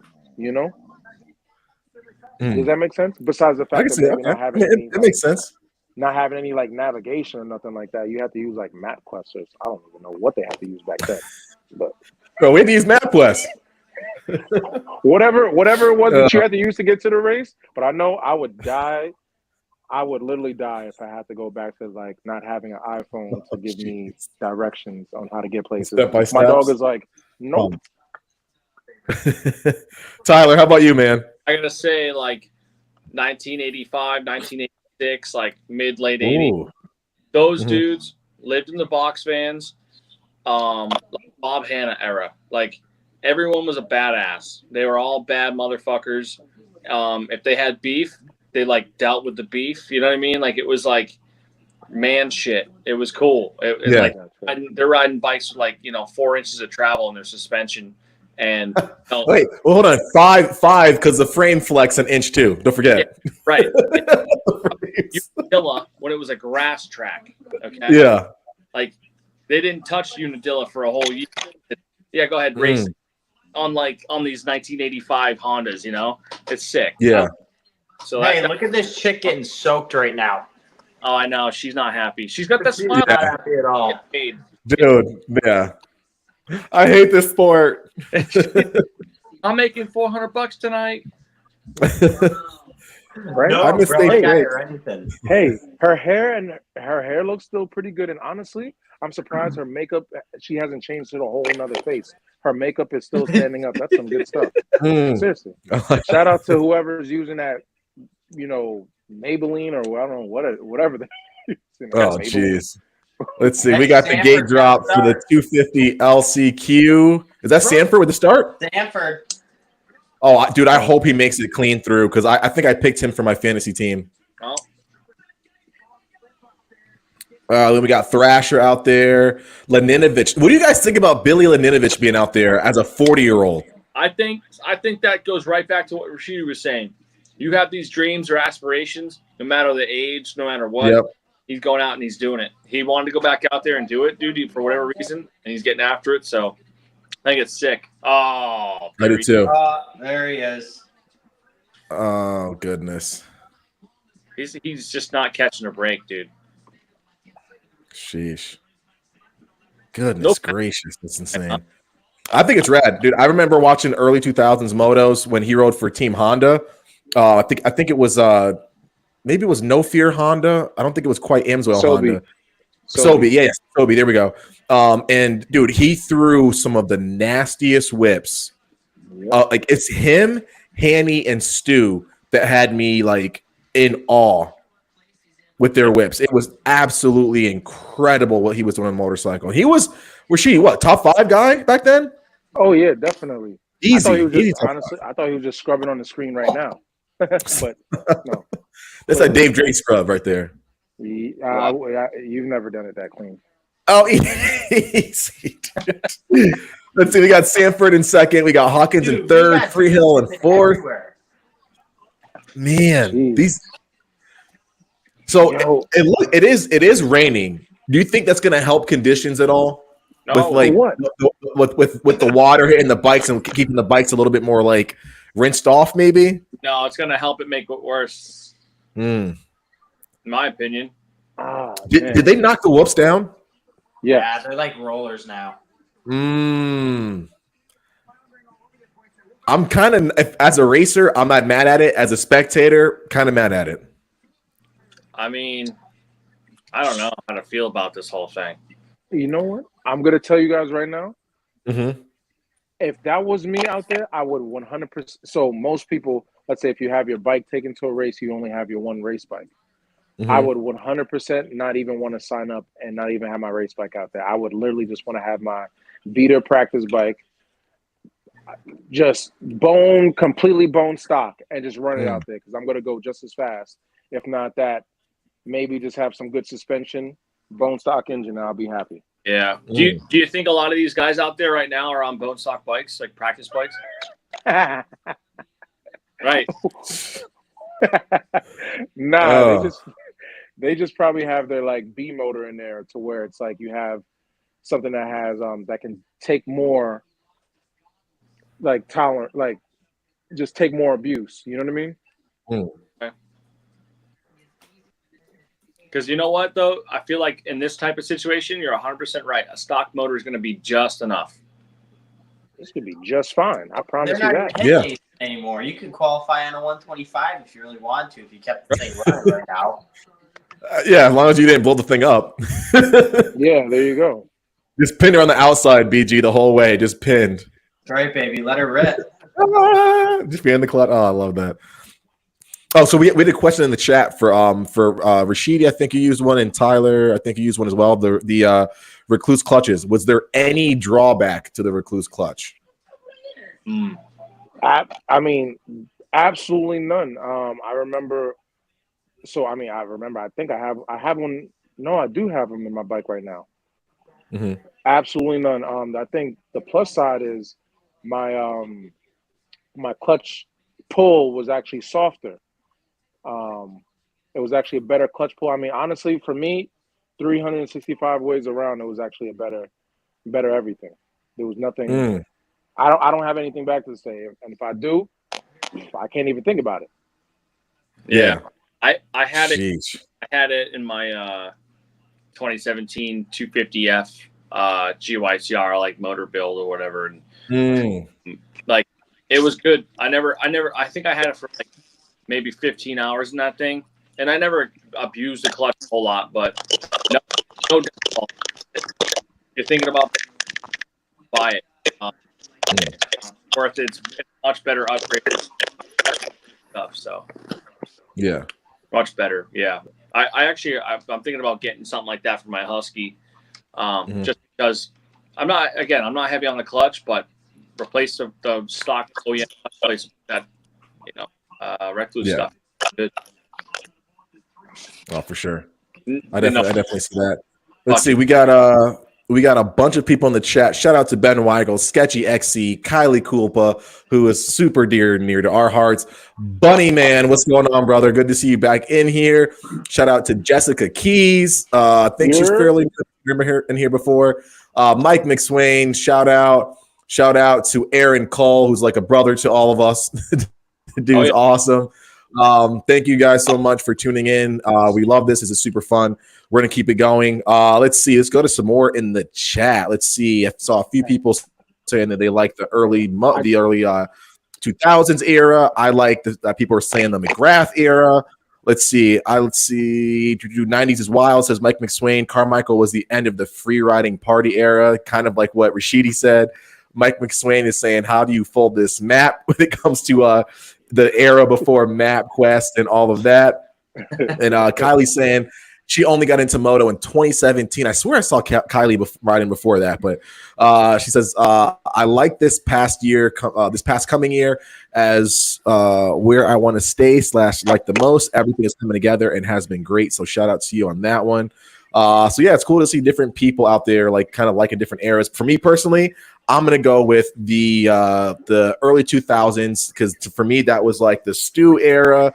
That was when like Lemoyne and all of Rashidi's boys were starting to go pro. To me, it was cool. Dungy's on 125. It was just super cool early 2000s. So shout out to that one. Rashidi, Bunny Man's asking why you're not racing SX right now. Well, that's West Coast. If I was gonna do light stuff, for me, I think I'm gonna do East Coast. I do have a brand new 250 right now. I've been on the gate with building an engine, and I'm really running out of time. If I was going to build an engine to even race Supercross, the only company I would do is Twisted Development. That's the only company that's going to actually give me a engine that's competitive. But I also might be racing overseas in India, an alternate right now for doing some Supercross. Blake Wharton plugged me in with some of those guys over there. So let's go. I might do some Indian Supercross. For me, I was just I'm just still trying to figure out which program is going to benefit me best. Nice. Got that. So yeah, guys, again, you guys enter our programs, the money goes right back towards guys like Rashidi, guys like BG, Ty, the whole pro setup. So continue to keep supporting these guys. They need it. They need the support. They need the help. Keep the dream alive for a lot of privateer racers and getting something cool out of it as well. So Tyler and Brandon, Rashidi and I had a kind of a semi-argument earlier over this one topic that he brought up. And it is one that everyone's been talking about. It is Stu in his prime versus Jet in his prime. Rashidi and I are not agreeing. We are not seeing eye to eye right now on this. As always, Rashidi's the contrarian. So I'm gonna start with you, BJ. What's that? Wait, hey, we didn't ask for all that. We didn't ask for all that. I don't know what you're talking about. I don't know. But Brandon, I'm gonna start with you, buddy. You put Stu in his prime versus Jet in his prime. Who is taking it? My initial thought, honestly, Stu, dude. Stu is badass. Stu is gnarly. So I think Stu would end up on the ground before Jet, but I think Stu, if he was on, I think he would probably Bubba scrub right past him and make him want to cry. Okay, Tyler, what's your take on it? Man, it's tough because when he was in his prime, I wasn't like that involved in motocross. I was racing, but I was too young to know what James Stewart was up to. But, and I don't know, I'm not like a history book for motocross, but some of the stuff that I have seen with James Stewart, you look at it and you go, there's absolutely nobody else that had ever gone faster than that guy at one point in his life and in this world. I think Jet is fast, but the way that James rides, his raw speed shows how like raw it is. That's what makes it. That's that wow factor. And I think that's why I kind of go with James where it's like, I feel like if James was racing Jet in his prime, that raw speed where he's not on the ground and it hurt like it was a lot. He was racing, he was healthy. It was really tough to beat that guy. And really tough to match that kind of like aggressive, reckless riding. I just saw some video. I think it was like, I might have been Unadilla or a High Point, and James is on a 125, and he's like literally doubling the braking bumps and on the gas the whole entire way around the whole course. And I'm like, it's different times, different bikes, but like I get a lot of reminiscence of like Jet's riding just like James's. If you ever watch Jet ride like Southwick, that kid's riding and jumping over all the braking bumps, all the rollers. That kid's not touching. Yes. He's not going in and out of them. He's jumping over everything.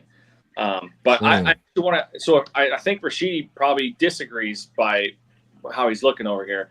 I want to know what he thinks. I just want to hear his point of view because I didn't hear you guys earlier. I'm curious. Like I don't know shit about fuck, but like that's just how I feel. But all right, Rashidi, back up your claims.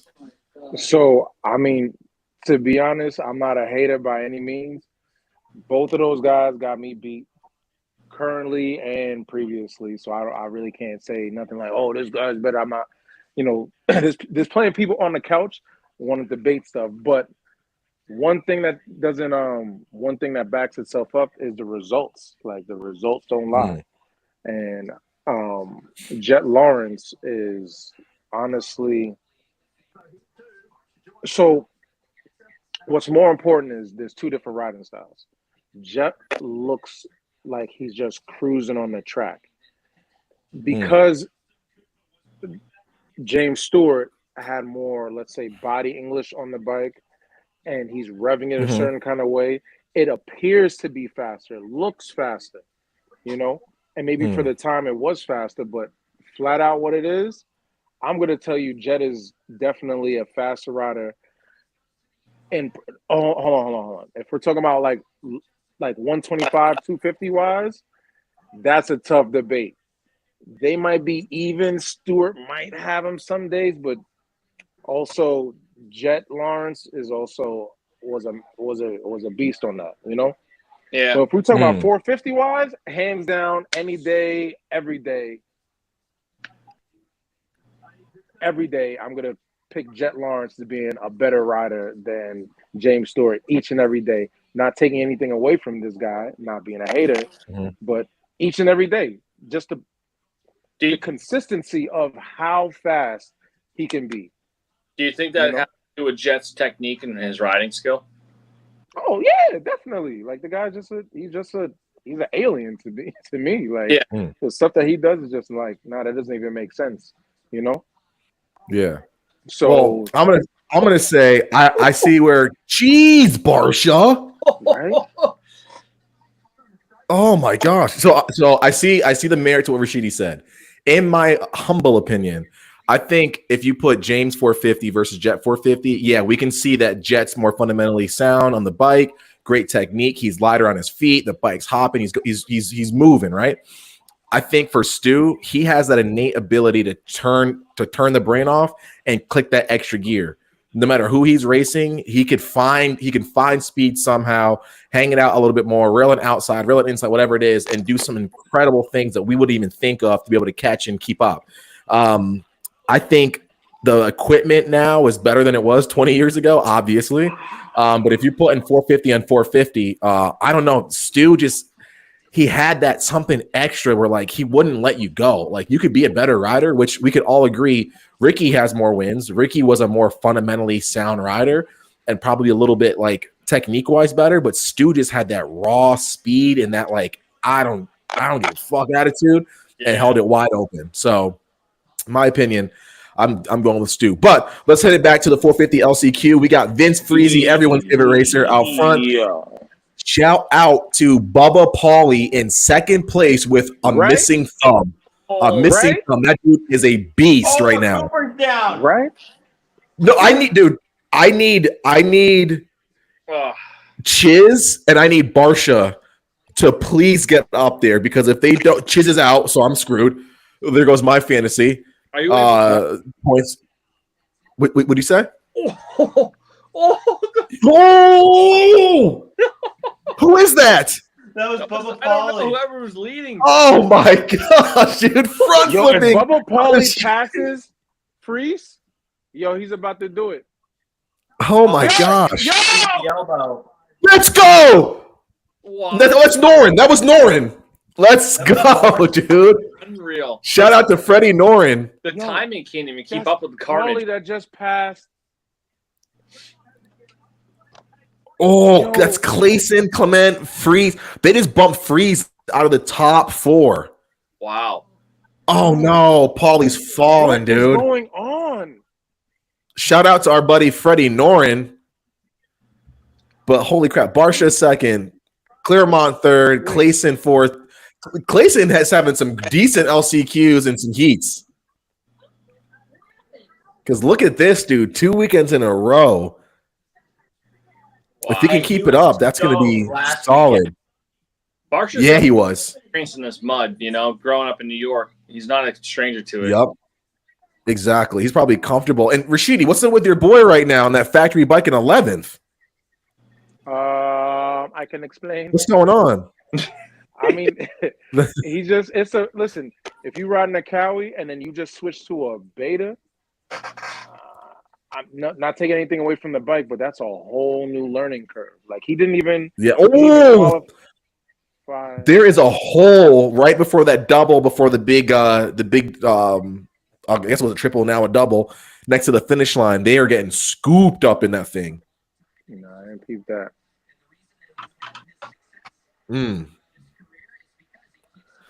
That's insane. Let's see. Bunny Man saying, I'll lap Jet, Rashidi, BG, and my auntie. Let's see. Aaron saying Barsha Rodeo. Let's see. Sketchy saying the bikes are different between the two eras for Jet versus Stu. So I definitely understand that. Kylie's asking you, BG, you're going to try out for the Southwick National? Yeah, I'm doing the Southwick National. And then I feel like I gotta do Dilla because we made it straight into Dilla, so I feel like we gotta do Dilla. Got a boy. I like that. Sketchy is saying Stu was the Tyson of moto. Ben is saying Deegan is more Stu-like in approach. Jet is more like Villapoto. That's kind of a cool comparison. I like that. Let's see. Aaron's signing out. See you later, Aaron. We'll text you, buddy. Thanks for tuning in. This one has turned out to be an absolute crazy moto. Norin out front. No one would have ever cemented him or Claremont in this top 4. It was just too stacked with other killers. Hey, Freezy's and then we out. got Clayson in 4th. Freezy's out. It chose Freezy. John Short out. Starling out. Steinke out. Chisholm out. What is happening? Somehow Clayson makes his way into it every time. This is insane to me right now. Cooper's out. Wow. He ain't getting in, but I mean. Yeah, I mean, this is absolutely insane. The way is this gonna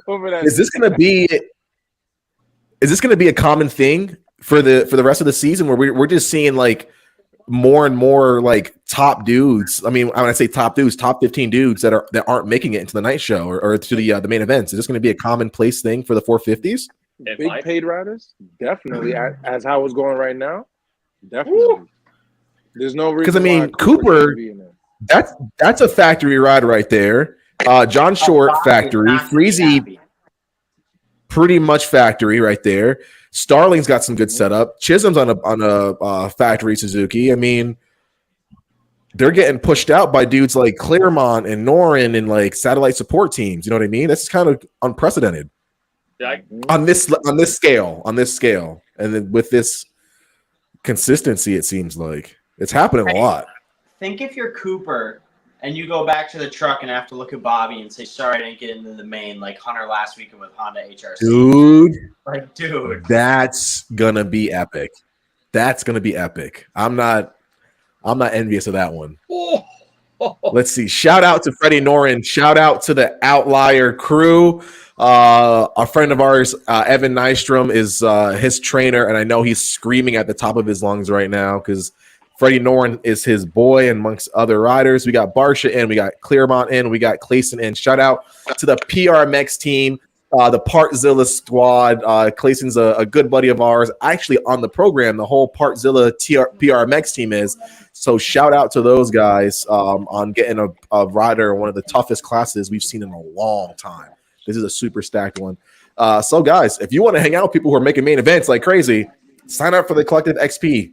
We're here. We can get you on board with Cade Clayson and his crew. Shout out to Partzilla. They've been really cool with us lately, and I'm hoping we can work out something where we can start doing some really cool content together. And shout out to Team PRMX. Those guys are phenomenal. Guys, I want to kind of kick it over to you. We always do a segment where, of course, we got to talk about looks. We got to stay steezy.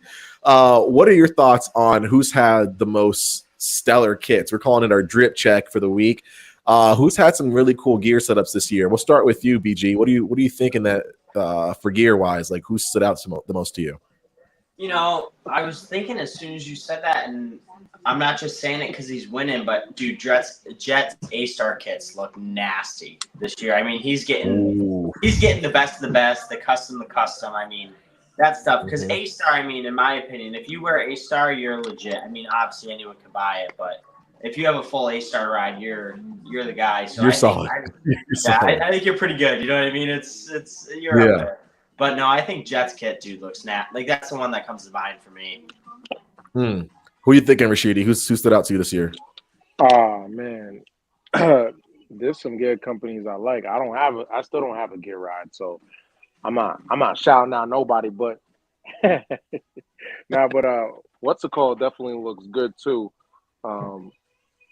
Tomac stuff, the Alpine Star stuff does look fresh. FXR stuff always looks good too. Those are the two companies to me that when you look at like how clean and just how fresh it is, or just like good color waves, those are the two companies that pop into my head.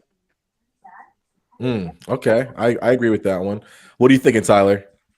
Can't really say I have much of a favorite this year, but the Fox stuff always kind of stands out to me. Sometimes they miss, but then like sometimes they hit it, and it's like it's real good with a livery for the bike and stuff like that. But that's kind of where I'm at. Okay, I like that. Let's see. The CEO is saying Parker Ross hands down, even though he's in futures. I like the A-Star stuff. I will say that. Obviously, partial to the FXR kits. They always look sick. That's one thing I like about FXR. They always look good. I gotta say though, the Fox stuff has been looking pretty cool. I like the setup that they got this weekend. The black and yellow looks super dope. Obviously, they're in the Bay Area, so they got to wrap the black and yellow. So, to me, that was pretty solid. I definitely dig that setup. But A-Stars and Fox, you can't miss with those guys. Obviously, FXR is pretty solid. So, I'm pretty stoked on how things are going. One thing that it's not really drip check, but one thing that I saw this week that I reposted was they had a shot of Hampshire's 250 with the red plate on it, and I have yet to see a bike look that clean in a long time. That red plate with this year graphics on the white bike, knowing that the dude's the points leader, and everything just looks so tight. Like that was one of the coolest looks on a bike I've seen in a long time. I mean, a long time. So, and BG's not in his head. Like he knows what I'm talking about, the shot that I'm talking about. That was crispy, dude. That was sick. Yeah. I don't know if I he's can't think keeping of it, but it looks good for one round. I'll put it that way. it. It looks good for one round. I'll put it that way. It looks good. If I could just go pro and have the red plate on my bike just sitting there in the pits, dude, I'd be like, that's a good career right there. Like we could end it right now, right? Like we're good to go. Hey, go race J-Day, man. You just got to be a semi-decent pro. You'll get a red plate.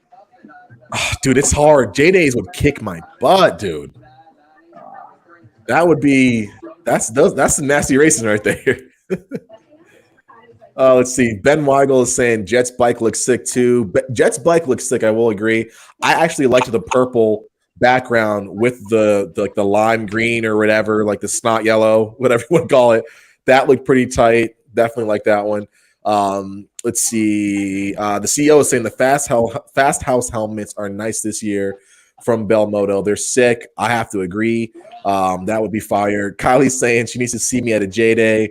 I'll be there commenting, I think, next year for a little bit with helping out with Billy Freeman, but I don't know if I'll be racing one. That's a tall ask from Dave Drakes, man. I don't know. that's crazy. Well, maybe we'll see. Well, gentlemen, I need to sign off for the night, unfortunately. Oh, Sheesh. I know. Hi, it's been real. What do you have going on that we could plug for you, and where can people follow along with you, man, this season? You can just follow the Instagram at OGTMac, and eventually, if you follow that Instagram account, I'm gonna have a YouTube account where you can kind of tune into my daily shenanigans and race stuff like that. And I plan on branching out a little bit and doing some motocross coaching and kind of making YouTube content, motocross coaching, stuff like that. Something light, fun, easy to watch, something fun to watch. Too many people take this shit too seriously, so I just think it should be fun, you know?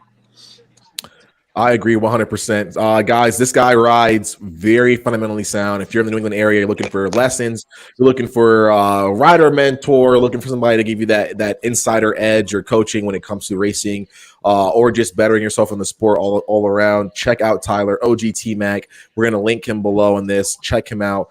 Tyler, it's been fun, brother. Thank you so much for the time. We'll get you back on, I'm sure, 1,000 times this year. So have fun, buddy. We'll see you soon. Yeah.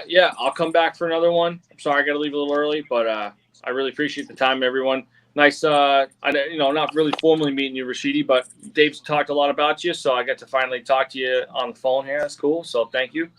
And Cool. It's all bad shit that I said about you, Rashidi. Yeah, It's I all bad believe it, stuff. man. Well, Whatever yeah. he says. Yeah, I mean he did talk some shit, but I won't get into it. But Yeah. Hey, good Yeah. seeing you, Tyler.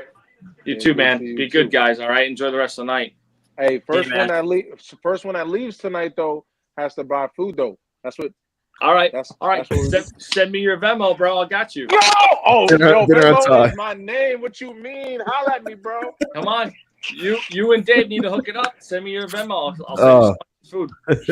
That's the way I'm not to even my That's bullshit. awesome. I'm not even bullshit. Hold on, let me do this right now. Go do it. Oh, Send my it. gosh. Send it to Dave, and he'll send it to me. I'll give you some money, bro. Boom. Say less. Everybody right now gets $5. Everyone deal. gets $5. $5. That's You all get I ask $5. people in life. You get $5. You get $5. Oh my gosh. Yeah, I'm with it. Don't worry, I'm gonna be taxed. Like, Oh What do you my like to eat? You gosh. want Chinese? I got some Chinese. Come on, let's go. dope. Now, hopefully, we link up soon though. Yeah, love to do that. That'd be awesome, man. That'd be great. All right. East All right, Coast Ty. stuff. Thanks, brother. New England. Later, guys. See you, man. We'll see you, buddy. Oh, that's awesome. Shout out to Tyler. Follow that guy, OGT Mac. For this one, what are you guys thinking? You want to go straight to the mains, or you want to cut it off a little before the mains? Let the good folks watch the mains by themselves. What are you thinking, BG? What are you thinking, Rashidi? Whatever. I'm going with the flow, man. Whatever you want to do, whatever you think's the best call, dude. You know, why don't we we'll let the people watch the mains on their own. We'll probably end up kicking back in after next round, after San Diego. We'll do the long form, but for this one being a mutter, it's going to go a little on the slower side. Before we sign out, I want to kick off a trivia question, and the first person to get the trivia question right, we're going to send you a swag bag, courtesy of our great folks at FXR Moto and the Collective Experience. This one's going to be pretty interesting. The first person in the chat, or you can DM us or go through the Moto Academy app. However you want to talk to us, Facebook, you can text me, the whole nine. However, whoever gets me the answer first wins this one. But if you can name me, let's see, name me who won the last insane mutter that we had on the East Coast. The West Coast, San Diego 2019. Name me the winner of both heats. So heat 250, heat 250 for number 2, and both and the 250 main event. So give me all the 250 winners, not the LCQ because I can't remember who won that one. But name me both heats and the main event for 250s in 2019 San Diego Supercross. He's going to look. I've already lost. Look, I can't even remember what I ate 20 minutes ago. Trust me, we have people that know that off the top of their head. So the first person that can name me 2019 San Diego, the first 250 and the second 250 heats and the main event winner, they're getting a prize pack from us. So let's see what people want to do. The CEO saying stand up for the mains. Oh man, I don't know. This was gonna go long. We'll probably end up doing after San Diego. We'll do another long form. But guys, don't forget, if you want to go behind the scenes, talking to all you guys in the chat or those who are watching, check out thecollectivexp.com. Join us at a race. The money that we are raising goes to the privateers, and it helps to kickstart you in the industry in a major way. Even if you don't want to be an intern, even if you don't want to work for a team, be our VIP guest, tour the rigs, hang out with the team, touch the bikes, watch practice with us, do review video, get some jerseys, some signed jerseys, some signed swag. People walk home with custom jerseys all the time from this thing. Hit us up. Let us know what you want to get involved in. I can throw you a promo code as well, but head to thecollectivexp.com, sign up, and get yourself involved in the sport in a really major way, and it helps to support privateer teams. Rashidi, tell the great people at home where they can follow along with you and what you got going on for this year, so that we could keep up with you. Well, if people want to check me out, my IG is the best way to do it. It's Rashidi _Kerrison. And spelling my name is probably going to be the hardest part for you guys. So I'm sure you'll figure out how to link that in somewhere. It'll be linked. Yep. It'll be linked. But other than that, I'm also going to be doing a vlog on exactly what my life is like and all the crazy things that happen with it, going on the road, going down south, going out west, doing some stuff with my mom's too. And then also I'll be doing some SX East Coast, and I'll be doing the full outdoor series of Pro Motocross this year. So I have one fresh bike right now that I'm trying to put everything together, and I just can't wait to just do some fun stuff this year. I love it, dude. Always a good time when you follow Rashidi. He does some pretty cool hijinks, and I'm looking forward to that vlog setup. It's going to be awesome. BG, same question, brother. Where can people follow along with you? What you got going on for this year, and how can we support you? Yeah, if you want to follow along with the journey, definitely IG, Brandon Gregoire 93 on IG. I'm definitely going to be a little bit more active this year. Last year we were a little quiet, but this year we're going to hop back on. We're going to really promote all our sponsors and everybody that is on board for this year. I have some great people, which I'm extremely grateful for. I want to give a big thank you to Kyle Sackett, LVR Moto. The dude, out of everyone I could think of helping me out, that dude's gone above and beyond, and he's helping me tremendously. He's helping me meet people. He's very similar to yourself. He knows a lot of people. He's a good dude, and when you find people like that, you really got to appreciate him and hold on to him, because they're few and far between, But love it. I'll be doing the J-Day series again this year. I plan on doing the same thing I did last year and one-upping myself in the other class, as well as GNCC, couple Pro Nationals, and I want to go Loretta's. I don't know if I'll actually end up at Loretta's, but I know I want to at least qualify for Loretta's. As far as actually going there, that's another story, just because it does conflict with J-Day, and that's my main priority, because I feel like that's the best call for where my career is right now and where I want to go. But I definitely want to qualify for Loretta's, get another ticket. We got a couple down the house I want to add to that collection. And no, it's going to be a great year. I got a great group of people behind me. looking to add people. So if anyone wants to hop on board, they're more than welcome. I'd be extremely grateful. And if they don't, that's okay too. But super excited. A big thank you to Yamaha for hopping on. It's honestly a dream for me, and everyone that supports me. Thank you so much, and it's gonna be a killer year. 100%. Let's see. Looks like we can at least go to the 250 mains, the end of that one, before we cut off. But I got a question for both of you guys. I asked this to the guys last night. We're gonna do a little bit of this or that. So start with you, Rashidi. Monster girls versus Red Bull girls. Which one you picking? I don't want to hear anecdotes. Just give me a this or that. I don't want to, because I know you have a story for both. I don't want to hear. I don't want to get kicked off of this thing, dude, and demonetized. So just give me a this or that. And Kylie, pretend. Kylie and Jessica, pretend like we said Monster Boys, okay? So I would say I'm gonna go Monster. I'm gonna go Monster. I'm gonna just be simple and plain Monster. I could NPC. That's it. BG, same question. What are we feeling? Honestly, I gotta go Red Bull. I think Red Bull girls are just a little more classy than the Monster girls we were seeing. You know what I mean? Oh, you like the classy ones. Gotcha. Okay. BG, I like it. I love that. I love that thought. However, the Monster girls, in my experience, are a lot cooler and down to earth. I've never honestly met any Monster chicks or Red Bull chicks, so I can't speak for that. Man. All I can say is out. I feel like I'm just gonna say there's a lot of Monster girls, and I feel like there's not as many Red Bull girls. And I think that maybe there's a reason behind that. That's just my thought. Gotcha. Yo, let's see in the chats. Let's go. So CEO is saying Monster. Sketchy is saying FIM Red Bull girls are top notch. Kylie's saying Monster Boys, and Sketchy's saying LOL to Classy. And I'm saying I'm coining the term Monster Boys. Let's get it. Yeah, I like it. I'm letting you know right now. This main event is changing the whole series for the lights class. Oh, 100%. 100%. I can't believe Shimoda's out. That what wild. What I don't know what amount of water got inside that bike right there, but whatever it was, I can't believe it just Phil Nicoletti's in second. Nicoletti's in second. Jesus Christ, man.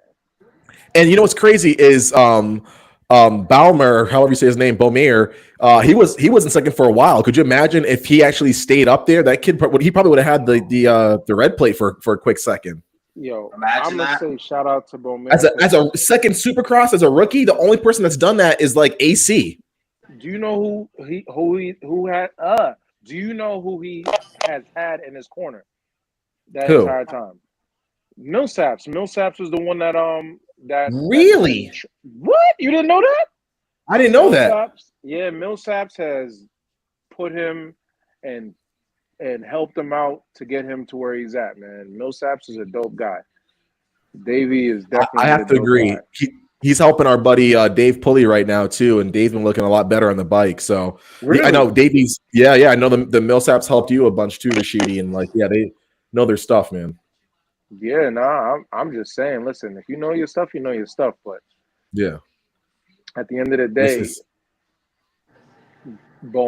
Juju was nobody. I mean, for a lot of people compared to the top guys growing up and all that kind of stuff.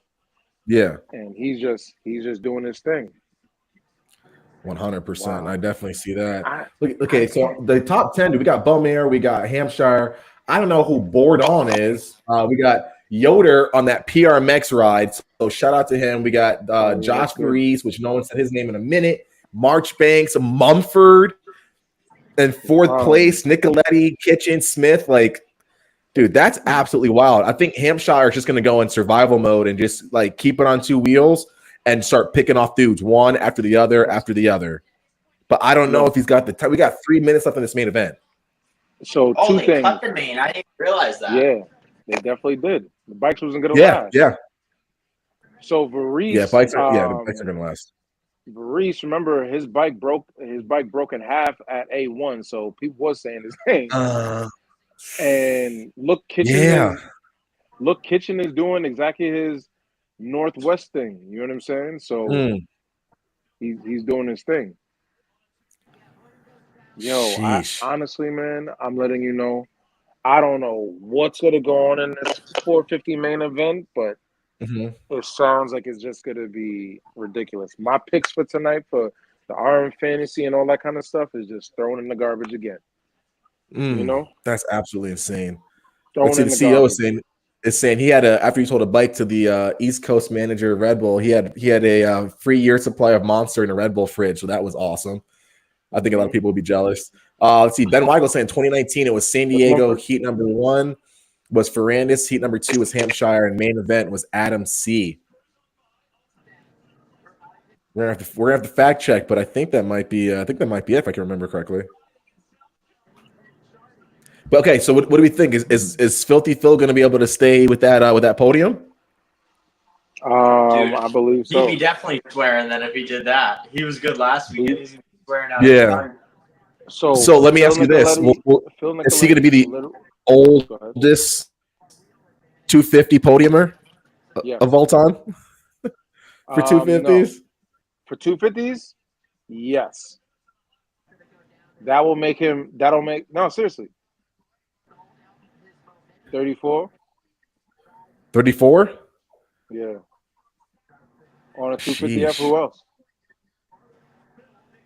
Oh man, yeah, I don't know if we had any. Yeah. Freeze isn't that old, is he? Oh, he podiumed last year. No, but yeah, no, he's not that old. Freeze is like 31. Yeah, no, but again, he's from my area. He's like 45 minutes away from me. So is Barsha, 45 minutes away from me. You know what I'm saying? Sheesh. All these guys is about. So we grow up riding the same foolishness. You know, it looks like foolishness right now. Yeah, Walden was his home. I don't like too. Walden. I don't like Walden. Yeah, Walden's changed now, and honestly, what's a dope track? This new track in PA called Back 9 MX. It's a new track in PA, and that's probably the best new Northeast track I've found, just because it's actually a family moto community, which is dope. Gotcha. Oh, who's it? Hey, look at him! So is that, like, what are you doing? Mark Banks on Filthy Phil? Nah. Who's that was that? Marchbanks. Look at this, dude. Oh my gosh. I feel so bad for Hampshire losing all those points. I told you he wasn't keeping that red plate. Yeah, but you know what's killing these guys? It's the starts. The starts are really killing them this year. I know, but I don't know why these factory dudes aren't doing better on the starts. Like even Barsha in that LCQ, you would have thought he pulled on all those dudes, even on the inside. Yeah. Well, listen, when it comes to all right, they got tons of power, but like when it comes to mud, all that power, all that wheel spin, you know what I'm saying? It's not playing. You would still think they'd be able to track though better. You know what I mean? With all the data they have on those bikes. True. Yeah. True. Final lap. See, we got Smith, Kitchen, and Nicoletti.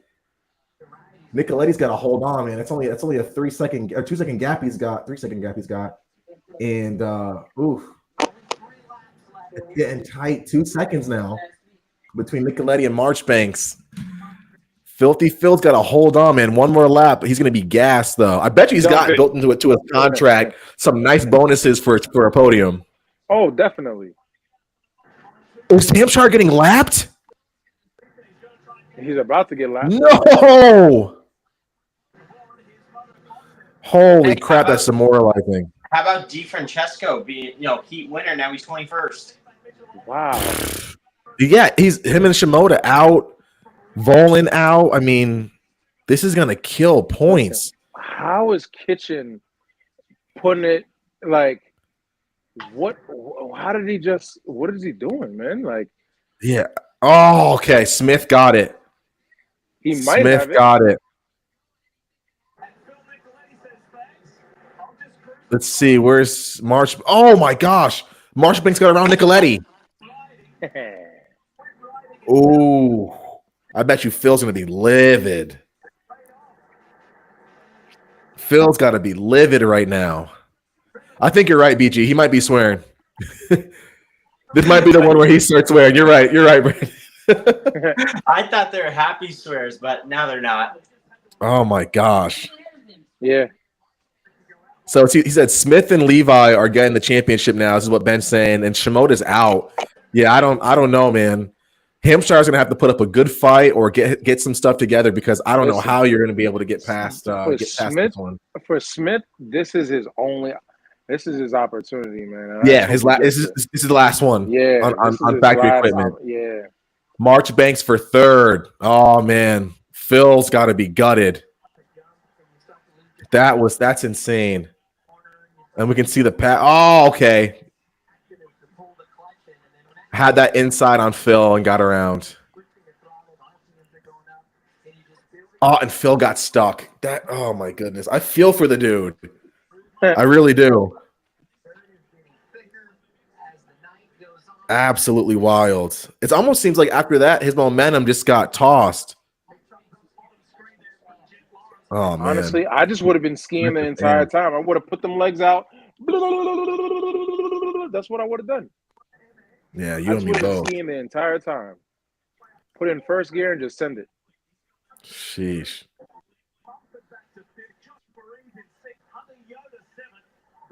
Man, that's gotta be a good feeling. I don't think there's anything better than standing on top of the podium and soaking it all in. This is exactly that mudslide looked fun, Kylie says. Yeah, I don't know. I'll leave. I don't know. I'm not good in the mud. Yeah, Ben's saying lots of points to make up in a short season. RJ's going to need to. He's saying going to need both of them to have a really bad race. Joe has no shot. Let's see. Heard stories of Filthy Phil destroying District 34 races since 85 days. Awesome to see him racing still. Yep. Dude's been crushing it. Let's see. I don't have Prado on my fantasy picks. That's a miss. Guys, we're going to cut it off right there. We want to thank all of you guys for tuning in and watching. Thanks to our amazing sponsors, FXR Moto, Flow Vision Goggles, Overshare Advice and Planning, Speed and Sport Adventures, the great people over at Evans Power Coolant and EVS. Guys, don't forget, head to thecollectivexp.com. Sign up to join us for a race. It's probably cheaper than buying regular tickets right now anyway, and you get all access behind the scenes. You get a chance to tour the rigs, hang out with top pros, be part of their race team, watch practices, and the funding that we raise goes right back for the privateers. And you guys get so much in savings and from promo codes and free swag and connections. It's unreal. TheCollectiveXP.com. Thank you to my awesome guests, BG93, Brandon Gregoire, the man himself, as well as everyone's favorite privateer, Mr. Rashidi Kerrison. We're going to link their Instagrams below so that you guys can follow along. Support these guys, DM them, send us some cash, some dinners. They need it. Keep our boys well fed and happy and supported throughout the season. These guys are awesome. Boys, thank you so much. We're going to get you guys both back on this season. Guys, don't forget to hit the subscribe button.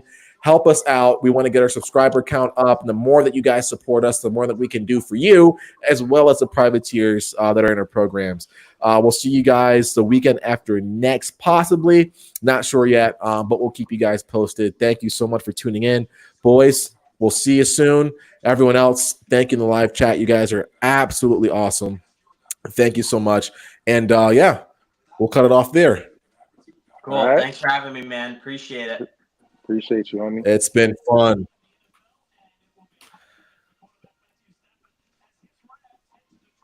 Awkward buys. Like, okay. What do I do with my hands? Dope.